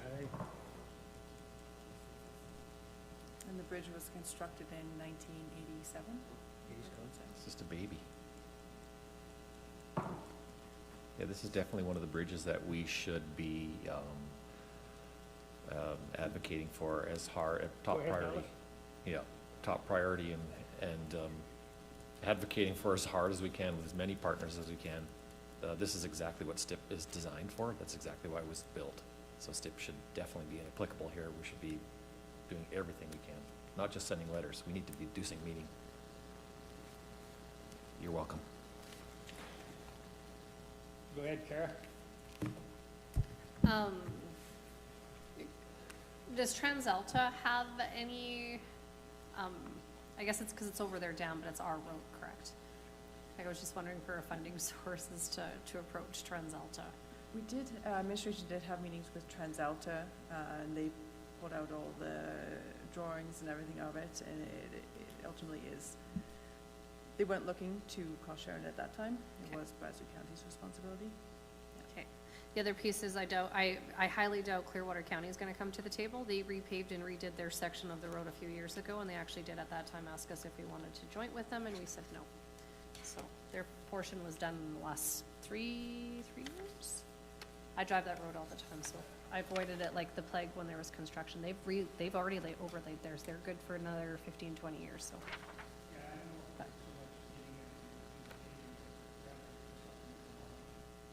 Yeah, they might help with the lobbying, but it was a missed opportunity a few years ago because we could have saved a pile of money with mobilization of crews, because we could have just piggybacked on the same contractor they used, but we chose not to.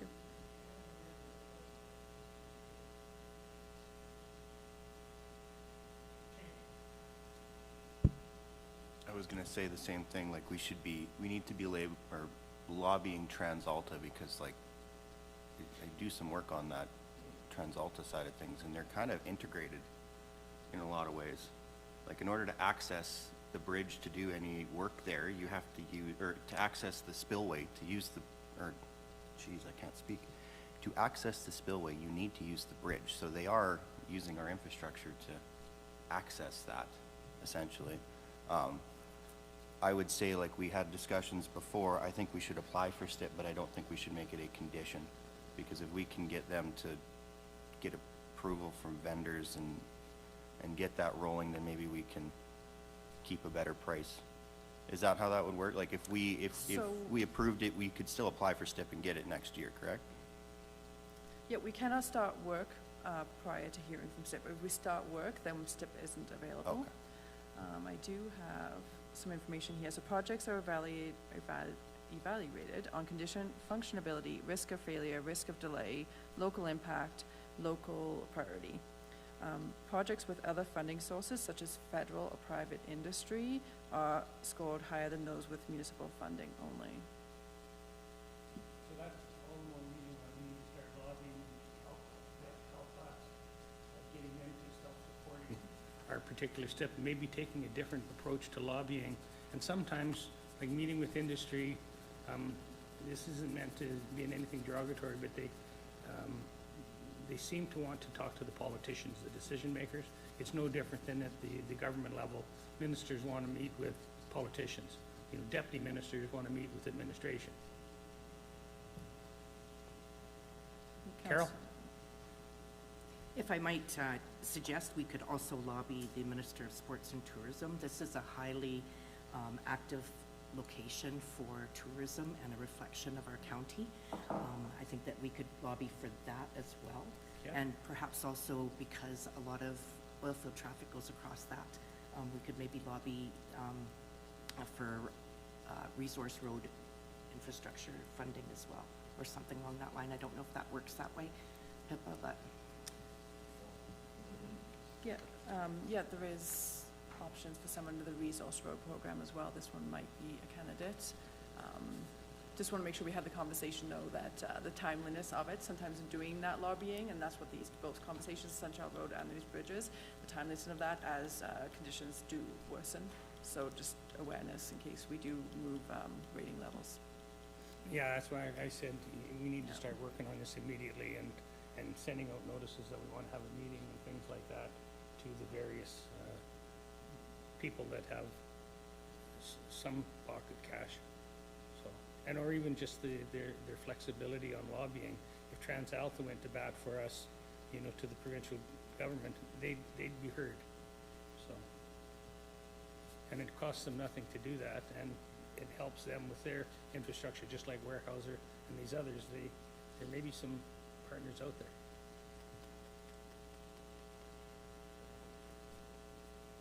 Are you all done? Yes. So you're still looking for the 8? So once again, As administration, I think I'm just have to do my due diligence and make sure, you know, how council would like to lobby and act, totally your choice. I just have to recommend, in the case that it does deteriorate worse, we do have a safety concern or bridge closure, right? So I'm just bringing forward all the information. As administration stands, we are recommending it, we do proceed with repairs. This one was definitely noted to be a priority and needed. But I'm coming just from that standpoint. As for how council would proceed lobbying, that's up to you. I just want to, yeah. so if we didn't approve any work on it till later on in the year, that might give us time to do the lobby. Lobbying is critical right now, I would suggest, for a lot of different reasons, with grants and stuff coming out. But the lobbying is critical. I'm thinking we don't want to lose STIP funding by starting doing work on it either, because it seems like it's a pretty good project for STIP funding. And keep in mind, we will have 80846 coming forward in the fall. So we Right. do have assessment on that. And then the province is doing a level 2, similar to how they did on Moose Hill Bridge, on that one this year. So we hope to have that information for interim budget. So that one would also be a good candidate for STIP funding too. So it's just how council wants to apply it. So say we have to add another 802,000 to this project in the fall? No, so there's 2 bridges here, 80845 Right. and 80846, right? So the one over the spillway and the one over the canal. So right now, administration is making the priority, the one over the spillway. But as noted in the report, I think it was on the second page, there is now approximately 2025 pricing, $1 million needed in repairs on the one over the canal as well. I'm not asking for that today, that was just for your information. I wanted to get more information in the province's level 2 report on that, but that'll be coming to interim budget 2027. Aria? Thank you. Through the chair to Pippa, just to confirm, if we did approve this today, the construction wouldn't start until 2027? I put it out to tender and see what pricing we get. We would love to do the construction this year. Oh, okay. That would be ideal. Right. But in doing it so late in the season, it's unknown. We would potentially, as the one I presented earlier, might have to push it for next year. But I would, ideally, administration would like to do the construction this year if possible. If possible. But it's hard, as I just mentioned, this industry, there is a lot of competing priorities. A lot of the infrastructure in Alberta is all hitting around the same age. So I say that hesitantly because when you're putting out to tender late in the season, as we've just had that discussion about, it's also hard to get it under budget most of the time. Okay, thank you. Dallas? Or are you done, Aria? Oh, Thank you. Through the chair to administration, have we applied for STIP for this bridge file in the past? No, not No. in my history. I've not seen it, no. I went back, I think to 2019 and don't see STIP funding. I have overheard conversations over the years about whose responsibility this bridge is, and that's been a lot of holdup and repairs not getting completed. There has been a lot of conversation over the years as to whose responsibility it is. With those conversations, it still lands on Brazeau County at the end, and we still haven't done the repairs. I Yeah. see. Yeah, I saw the tag on the side of the bridge, Alberta. That's definitely a government-built bridge, absolutely. Yeah. They built it 100%. We didn't have to carry any of that. So I'd love to see them carry the rest of it, too. Sorry, Yeah. just wishful thinking. yeah, that's even a better idea, Kara. But so I'm not trying to delay this, but I'm trying to delay us enough time that we can do some lobbying and contact industry to see if we can get some partnership, because what we lose maybe with increased costs in 1 year, we might gain with somebody donating something. I think Weyerhaeuser will come on board. You know, I think TransAlta may come on board from a lobbying perspective, you know. That's what I'm thinking. Like, we really need to put a focused approach to this on the lobbying side, because it's worth millions at the end of the day. Glenn? Thank you, Reeve. I do agree we should be lobbying, but at the same time, we could do both. We could approve this rehab and still continue on with the lobbying and try for both ways. But yeah, you will kneecap this community. If that bridge is closed, you will kneecap us. It won't impact the farmers, but it'll sure impact industry right across the board. You might Right. as well close shop, because that bridge is the lifeline that we need. I mean, we have people coming from the Ochis to shop in our community, and at the same time, we have industry moving across that bridge every day. So, yeah, if we take this lightly and don't do what we need to do here, well, I mean, as long as I've been on council, we've been kicking this one down the road. If we want to continue to do that, I mean, yeah, we are risking then an absolute travesty.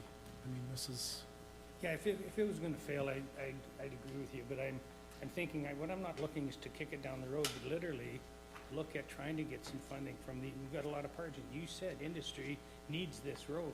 You know, they should be on the ticket when we're applying for STIP funding, you know, supported by, you know, the oil and gas industry of Green Valley, supported by Weyerhaeuser, supported by, you know, the Ochis, you know, that'll all help with STIP funding, but it's not just the STIP funding I'm looking at lobbying for, it's to be partnering in the Sunchild Road itself, like the federal grant money that we're talking about, because like I said, we got a significant chunk of money in 2005, Pippi said, for that. Like, it was millions, it wasn't chump change. And so they're a partner right now because they look after the reservations. To Reeve and Council, a bit more information that might not be in the report is the condition ratings, the structural condition ratings, 55.6%. The condition and sufficiency ratings around 55% suggest that without timely intervention, further structural deterioration and serviceability issues can be expected in the near term. So,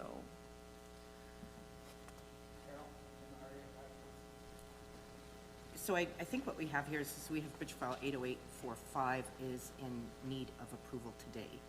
And bridge file 80846 is also coming up at another $1 million, and that was 2025 budgeted price.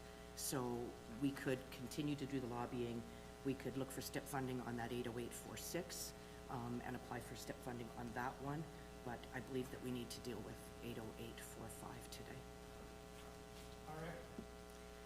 That's pretty much exactly what I was going to say as well, Carol. I agree with what Glenn said, and I think that maybe we just take on this one today and then put our efforts towards the next one, because it's not a standalone. Like, there's two that we need to deal with here, so I think that maybe that's a great option for us.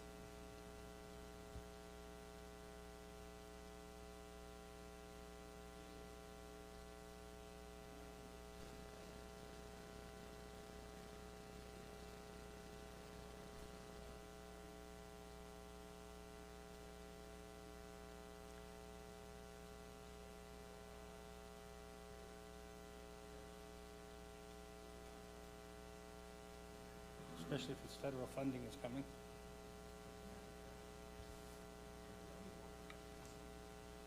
All right. Maybe we'll do what you just said there, Carol. Do the one project and just count that as a write-off for lobbying, but get one project going.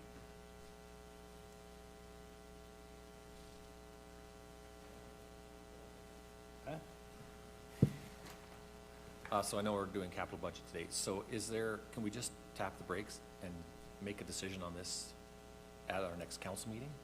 Can we just hold the brakes just for a minute? Or do we have to make this decision right now? Like, it's one of those things that is lingering. It's that big cloud that just hangs above our head, so that, we're not gonna forget about it. But I'm just saying, can we just think about this before we make the decision? At least the next week, 3 days? Kara? I think the concern is the safety of this bridge, correct? That we need to move sooner rather than later. Correct, now that we know the rating of it, yes. That's administration's recommendation. There is the Central Road that I just presented on, and so we're not asking for money for that today. That was deferred until 2027 attempts. That would be for lobbying, and we do have the other bridge over the canal for lobbying as well. So it's up to council this- if you choose to.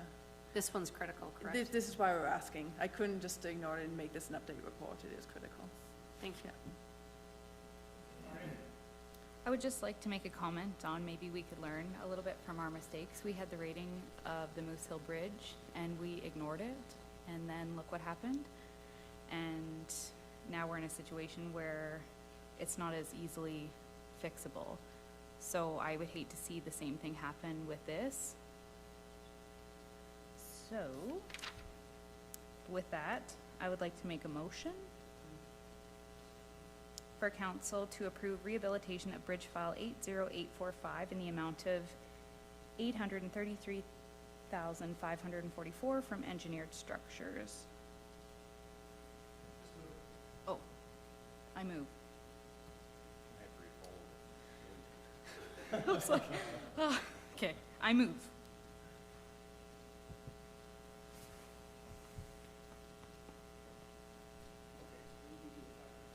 I think so. I think she moved it.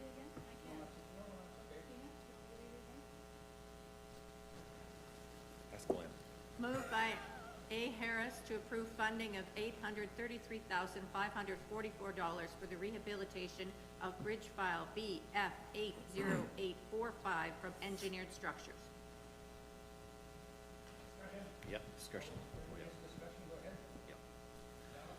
Yeah, no, the reason that I asked just to tap the brakes is I don't think it's going to have a huge effect on how we proceed from this week forward. I want to be 100% confident that this is the decision that we need to make. I am about 90% confident. I understand the criticalness of that infrastructure, that road and the bridge, the safety concerns. I'm absolutely with that. But I'm not 100% confident that this is the correct motion for today. So I'm going to vote against it simply for that reason. I want to feel 100% confident, and I'm just not. And I don't know how the rest of you at this council table could be. But you made a comparison to the Moose Hill Bridge. It is not even close to comparison to the Moose Hill Bridge. That is a completely different kettle of fish.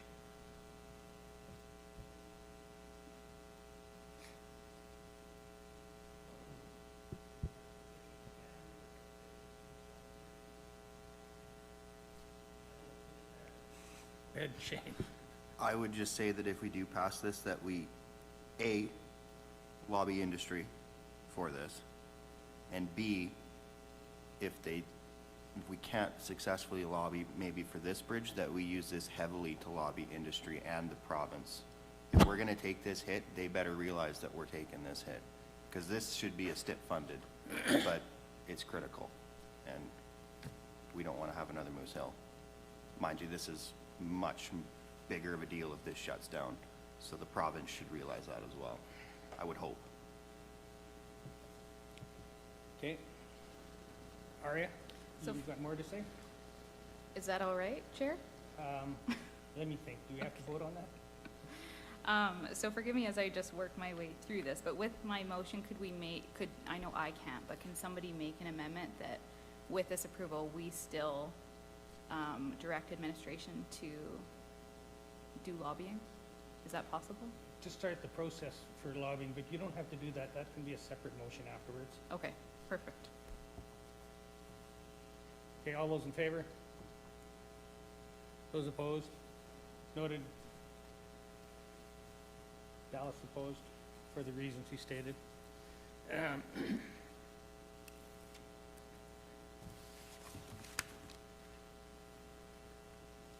Rocky Rapids Hall. Oh, the lobbying, Yes. lobbying strategy. I move to direct administration to engage in lobbying efforts for Bridge File 80846, Brazeau Dam Canal. Yeah, it isn't just administration, it's going to be a lobbying strategy for all of us. Did you guys want to do for both or just the one? Okay, I'm going to add, and bridge file 80845. Discussion? All those in favor? You're in favor, Dallas? Okay. Yeah. 845 and 846.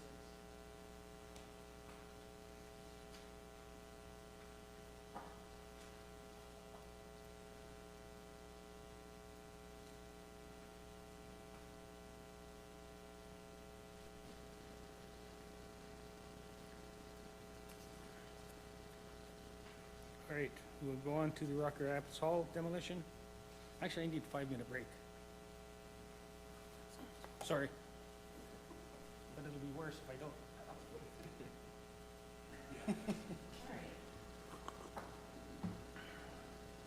All right, call the meeting back to order. Okay, so page 16 of your package there, the Rocky Rapids Hall demolition and requests. So just to recap, hopefully we don't go too far back and get too confusing, but I need to recap some of this. So initially, during the October 10th, 2024 regular council meeting of council, the following motion was made. Moved by Cody Brooks to direct administration to work with the Rocky Rapids Community League to pursue discussions to address concerns with the building, including possible demolition of the building. And then at the August 19th, 2025 regular meeting of council, moved by Kara Westland that council add the Rocky Rapids Community Hall demolition to the 2026 interim budget discussions. So now I'll take you to page 20, specifically to that report, but if you turn the page to 21, this was the original report that was presented to council during the interim, but I just want to recap it so we're up to speed. During those discussions, we talked about the water well, that the Rocky Rapids Community Hall is supplied with water by an artesian well found in the basement. This well is also connected to a neighborhood property. And so discussions with August 19th, 2025 council meeting included comments to the historical importance of the artesian well, potential continued use and/or historical recognition. Through discussions with the utilities department, the recommendation is to abandon and reclaim this artesian well. This is due to the Water Act prohibiting private well use when there is a municipal service nearby. So keeping that in mind, then I'll take you to the bottom of the page where we got into the remediation and demolition of the hall. Council did approve funding to undertake a hazardous risk analysis. The result of that hazard assessment showed multiple products present, including asbestos and lead paint. This is outside any in-house demolition that we could do. So administration reached out to a contractor to get an idea of the cost for the abatement. That cost was $127,578. And then this would still leave the remaining structure would need to be demolished. That would be a further $50,000 to remove the building. And so at the bottom of that page there, we just had the financial budget of the artesian well reclamation is $25,000. If you were going to go with the historical signage, it was $500. And then we did have a budget with cat management, but that was more tied if we're going to demolish the hall. We need to do something about the issues with the cat. Not to digress too much, but we did look at the hall. I had the fire department come out, and they have a heat-seeking infrared camera. So we went around the hall, and we couldn't see any cats under there. So, and I know people are still feeding cats up there, and I don't know if that's attracting them, but we haven't really seen a problem with cats. But anyway, if we take down the hall, we need to have a cat management as far as catching the cats. And then, so that hazard assessment, hazard material abatement is $127,578. Demolition and groundwork, 50,000, that was contingency, that's a total of 228,078. So now, I'll take you back to this report, so page 17 of your package there. I know council said to investigate funding options. There is funding options available, like for CFEP. As you recall, we did use the Rocky Rapids where we got CFEP to do the playground. It's probably a good time to tell council we did look into the provincial budget, and they have cut CFEP by 50% in the upcoming budget. We still allowed the total allotment up to 125,000, but we'll have to see how many projects get approved in the future. Just keep that in mind. Since we presented that to council, we did receive a letter from the Rocky Rapids Community League, the president, Mike Frost. He was regarding potential upgrades and improvements to the Rocky Rapids outdoor rink. That's attachment 3 on page 26. But just to highlight some of the things that he was submitting, it just highlights the rink as an important recreation asset to the community, and he had some specific upgrades that he requested, and I'm just going to get Tristan, he's researched that, he's going to go through them with you.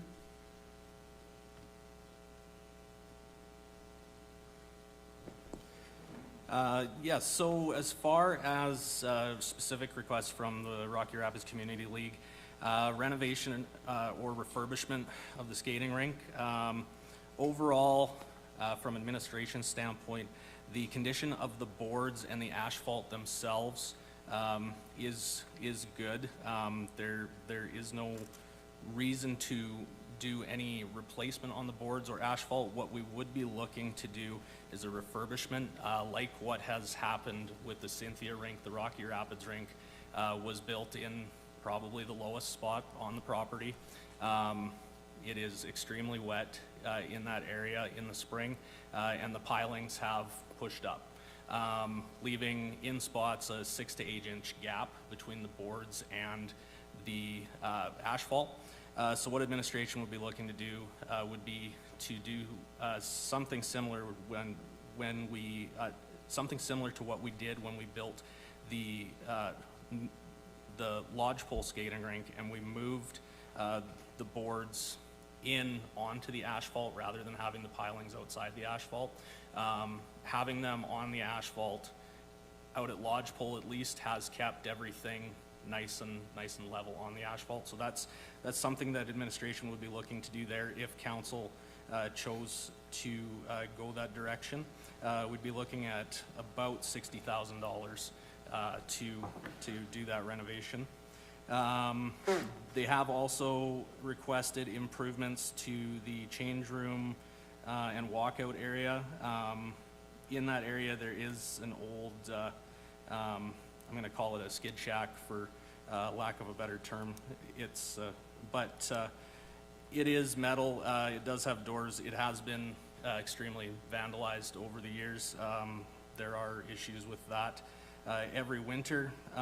So what administration would be recommending should council choose to? We would be recommending replacing the existing shack with an open front horse shelter style building. It would then hopefully deter less desirable activity because you're not able to hide in the enclosed building to do that kind of stuff. New horse shelter costs roughly $3,500, and we're estimating removal costs at about $1,500, so about $5,000 for that. They did also request some measures to address birds nesting in the overhead structure. Now, administration would recommend leaving the structure as is. They did get some new basketball hoops in there last year with the playground renovation.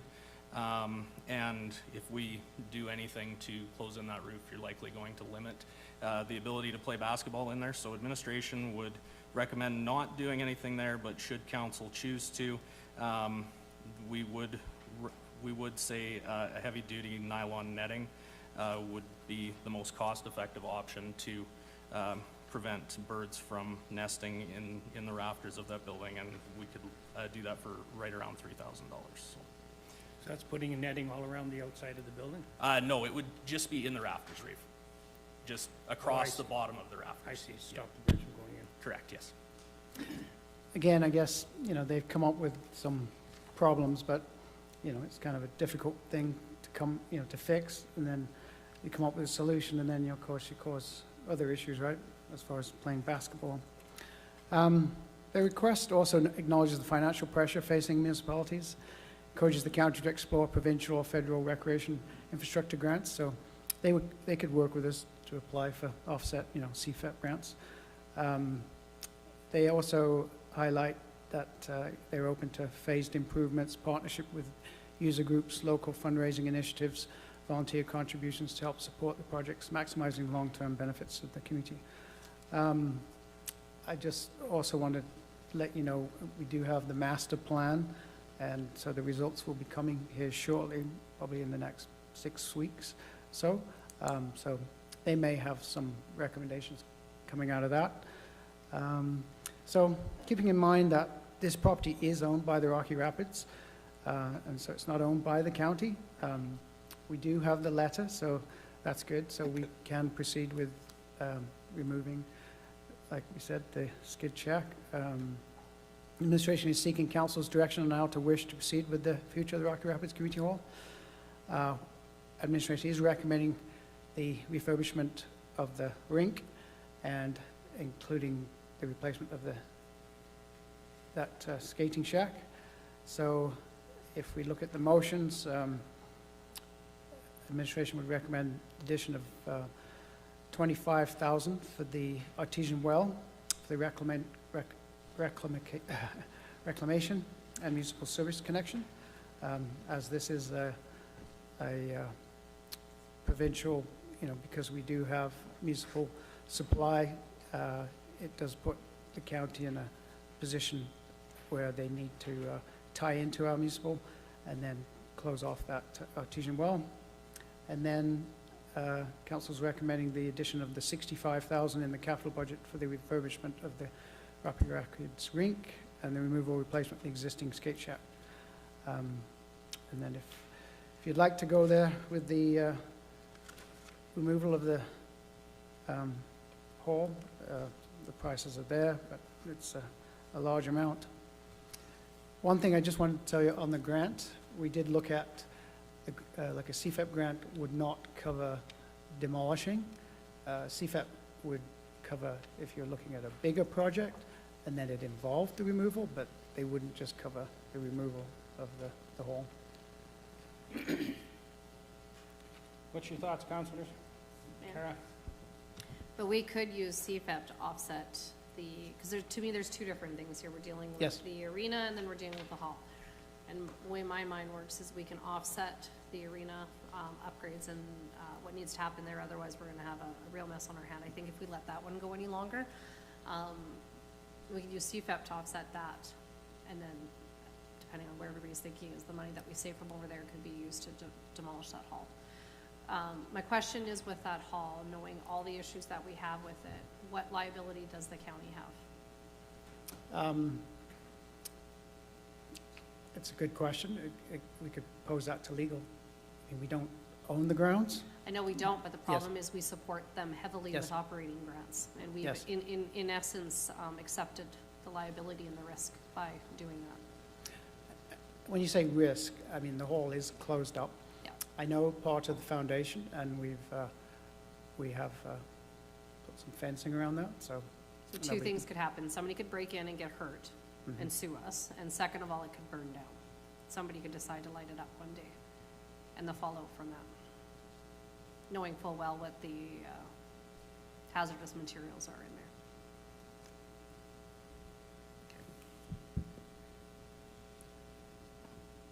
Shane, then We- Aria? We have, through the chair to administration, have we actually had that tested in there for asbestos? Yes. It has been tested and confirmed? Okay. I just want to make sure that we're not just saying, it's asbestos without knowing for sure. We had a contract go in, consultant, and that's how we have that. A specific cost of $127,000. Aria? Thank you. Through the chair to administration, do we have the Rocky Rapids Community League's financials? Yes, we do. And, And I'm going off the top of my head, because the hall's not operational.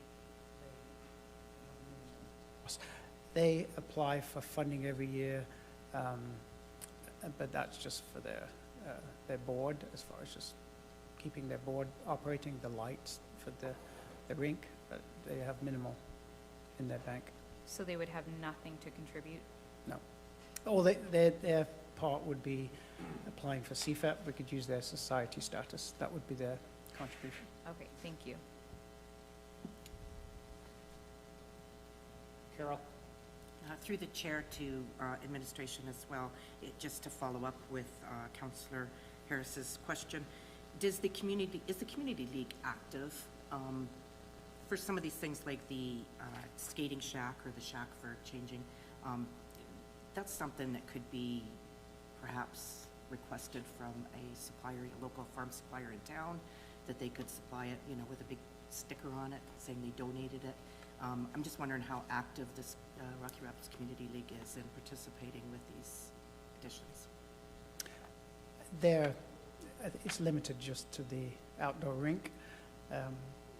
Their board is active. Their society status, they do apply every year, so they've kept the board operational, but it's just limited rink activities. Okay, thank you. Dallas? I like when my microphone's alive. I can just talk anytime I want. Yeah. Don't need permission. And the playground, right? Playground's a big investment that we just made there in the last little while. So, okay. Council approve additional for $25,000 for the artesian well. Yeah, gotta do that, no question. And the additional $65,000 for the refurbishment. And the CFEP is in there, but what money are they gonna raise? What are they gonna do? How are they partnering us in this? Because I don't see a lot of partnership. I don't have anything from them, but I know we can work with them to offset that 50% of that 65 from CFAP. We can use their society status for that, as Yeah. we did when we did the Rocky Rapids playground. Right, yeah, because the Rocky Rapids is a large center, a lot of people living there, a lot of kids are using that facility, and we need some partnership here.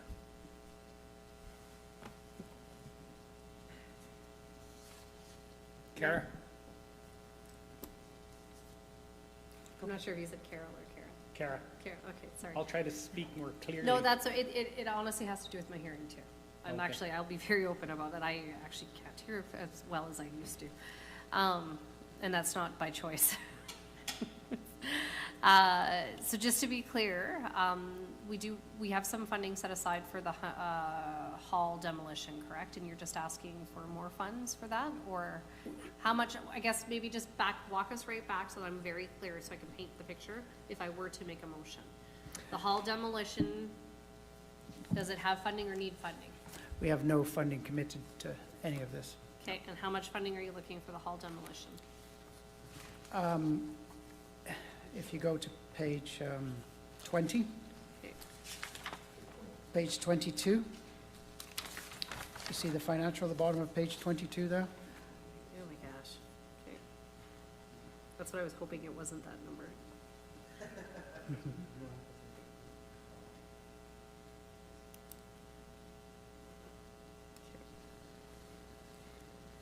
All right. So you're basically asking for 228,000 for the hall demolition, and we have permission from the hall, correct, to move ahead with that? Yes. Okay. If we don't move ahead with the hall demolition, we still have the issue about a resident being on water, and it's my understanding that we are going against provincial legislation and regulations, so we have to deal with that no matter what. No matter what we do, that's gotta get Yes, dealt. Okay. I would strongly, speaking with the utilities, that 25,000, we should be pursuing that. They've started discussions with the homeowner there, but, there is the municipal supply there, so he should be on that. Okay, other than gonna suck, you have to pay for a water bill, but I would suspect they haven't paid for a water bill in 30+ years, so, okay. And then the arena ask, just to be clear, is about 65,000, and that's for a refurbish. Yes. But we can do that contingent on CFEP and fundraising. Yes. Okay. I'm gonna leave it there, just to let everybody ponder, just so it's very clear what we've gotta do. And there's two completely different asks. Some things we're gonna have to move on no matter what. Okay. I'll just see if anybody's got any questions.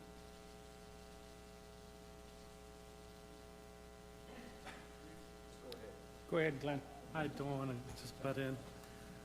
So I believe, reading this, we don't have to do the demolition, but we do have to, 25,000 will cover the artesian well, so we can get that out of the way. And the 65,000 for the refurbishment of the outdoor rink and the removal of the skate shack. And I don't know how many people have been in the skate shack. It's littered with vulgarity inside of that. It's an old rig shack. It's all metal, and the floor is torn up, and it's not safe. I'm not even sure that if you got in there, if somebody closed the door and threw a padlock on it, that you could get out.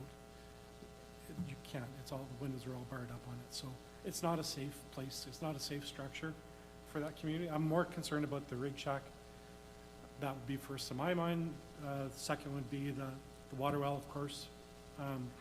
And I'd like to see that rink upgraded and refurbished, because we're under so much pressure right now. The Joint Rec Board, we're seeing that our skating rink now in town is utilized quite a bit, and the outdoor rinks are helping to take some of that stress off. So if we could refurbish that and make it a usable space, that would be great.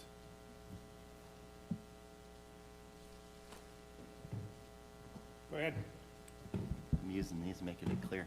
I would say, I would agree with Councillor Westerland about we need to deal with the artesian well, because that's liability. I don't like that. As far as the skating rink and that, I would agree, though, it needs to be contingent on them wanting this as well. Like, they need to want these new things. If there's vulgarity inside of that skate shack, why is somebody not there painting that? Like, there should be some work from the society that has it to keep those things clean as well. Like in Edmonton, if there's a community league that has a baseball diamond that somebody does a bunch of stuff on, the community league comes in and repaints it when it gets too bad. So I would say there needs to be a little bit of work on their part as well.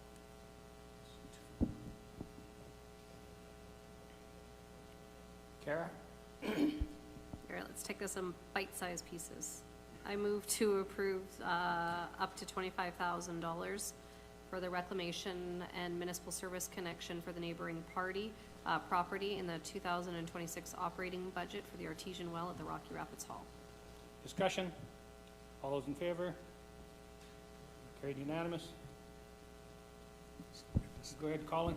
Just to clarify, can I please recommend that council assigns funding from the major facility capital investment? And I would just suggest that for any of the remaining motions, if we could utilize that account. Thank you. Major facility capital investment. Capital investment. Excellent. Did you need that added to the motion? Okay. And do we know how much is in that fund, Colin? Oops, sorry, it is Question. So we had. 1 point. I'll just remove this 25. So without any motions being made, we're projecting an ending balance of $1,983,840. Okay, thank you. I move to approve up to $65,000 from the 2026 capital budget from the major facility capital fund for the refurbishment of the Rocky Rapids outdoor rink and the removal and replacement of the existing skate shack, subject to CFEP grant. Discussion? All those in favor? You're in favor, Dallas? Reluctantly. Okay. Carried unanimous, reluctantly. May I? Go ahead, Kara. I move to move the demolition of the Rocky Rapids Hall to the 2027 budget. To remove it? No, to move it. Oh. probably a better word is to add. So I move to add the demolition of the Rocky Rapids Community Hall to the 2027 budget. Discussion? Yep. Okay. All right, so I agreed with these two motions here, but they need to come up with they need to do some fundraising, like they've got to partner with us. A CFEP that's just provincial money. There's only one taxpayer, it comes from the same place. We need a partnership. So make that happen, Lee, sorry. Go ahead. The Rocky Rapids Community Association has been an important partner in getting playgrounds. Definitely. So we don't want to lose that. I realize that, but they have no way to make money without a hall.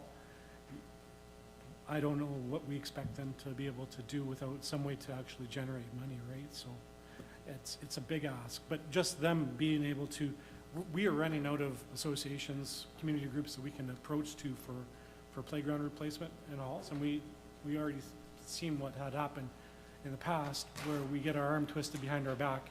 So I would say that we recommend, like I said, we're also looking at a potential dog park in this part of the country as well. We can use that community group for that. So, I mean, I would hang on to them as hard as you can because we lost the one in Cynthia, and honestly, that's a nightmare. You'll never get it back. So, I would, you know, if we can use them just for the CFEP, that's fine with me.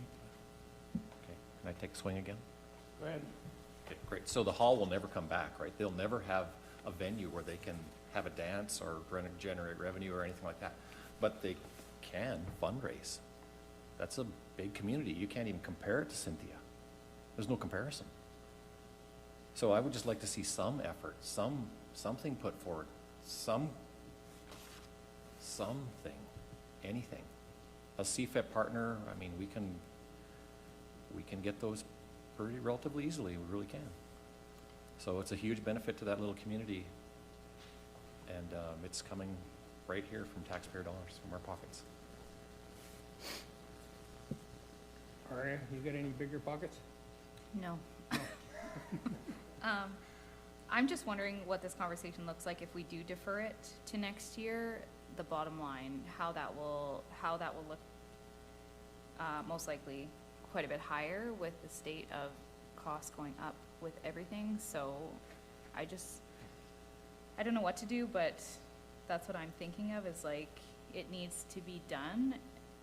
So I don't know, but if we defer it, is that going to be double next year? I don't know. Lee, you got a comment? No, I Oh. don't have a comment on that one. Stay I away from that agree. one, are you? It'll be more. So then with that, if we're struggling now, will we be in a better place to be like, yeah, let's do it for more? Or are we gonna say, wow, I wish we would have done it for the 228 when we had the opportunity?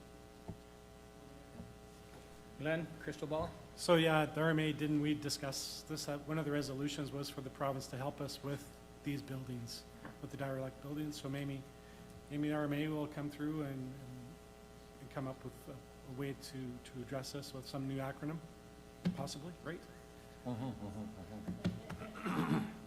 No, it's true, right? I mean, it's a concern right across all municipalities that they're dealing with this, and it'd be nice to have the province have a program to help us with it. But yeah, I do agree the costs are probably going to be higher, but adding it to the 2027 budget gives staff time to actually get a quote so that we're ready to go next year. It's not that far away. It's only November. We're at the end of March, so it's not that far away from now to make that decision. You never know about the future. I'm not concerned about the future. I'm concerned about the future of the future. Dallas, did you have something else to say? Oh. All right, so that motion was passed? No. Oh. Kara made it. Right. Discussion? All those in favor? Those opposed? Yeah, Aria is opposed.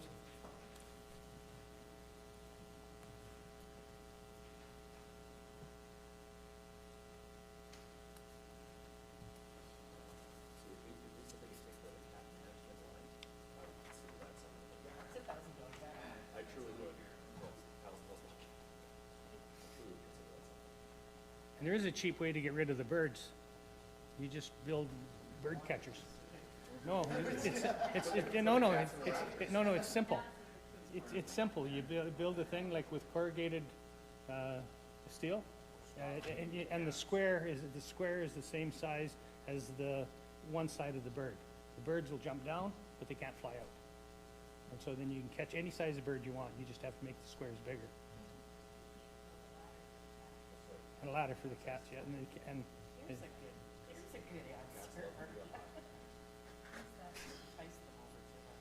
All right, I think we're done. Yeah. Oh, okay. We need a motion to cover everything that we've just done. So who wants to approve the capital budget? Kara? I move to approve the 2026 capital budget. See, now that wasn't that hard, you guys. You guys could have done that too. All those in favor? It's carried unanimous. The credit card is going. Cha-ching. Yeah. Okay, cancel tomorrow's budget meeting because you guys were so efficient. Glenn? I move to cancel the 2026 final budget meeting scheduled April 1st, 2026. Is that also to increase the rebate by 30%? No. All right, all those in favor? Yeah, the dispenser for the soap in the men's bathroom hasn't been working for a year or so. 5 years. 5 years now?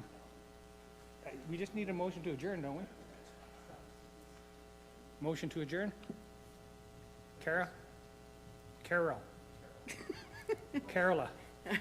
I move to adjourn the Brazeau County Final Budget Council meeting at 11:42. Okay. Discussion, all those in favor? Carried unanimous.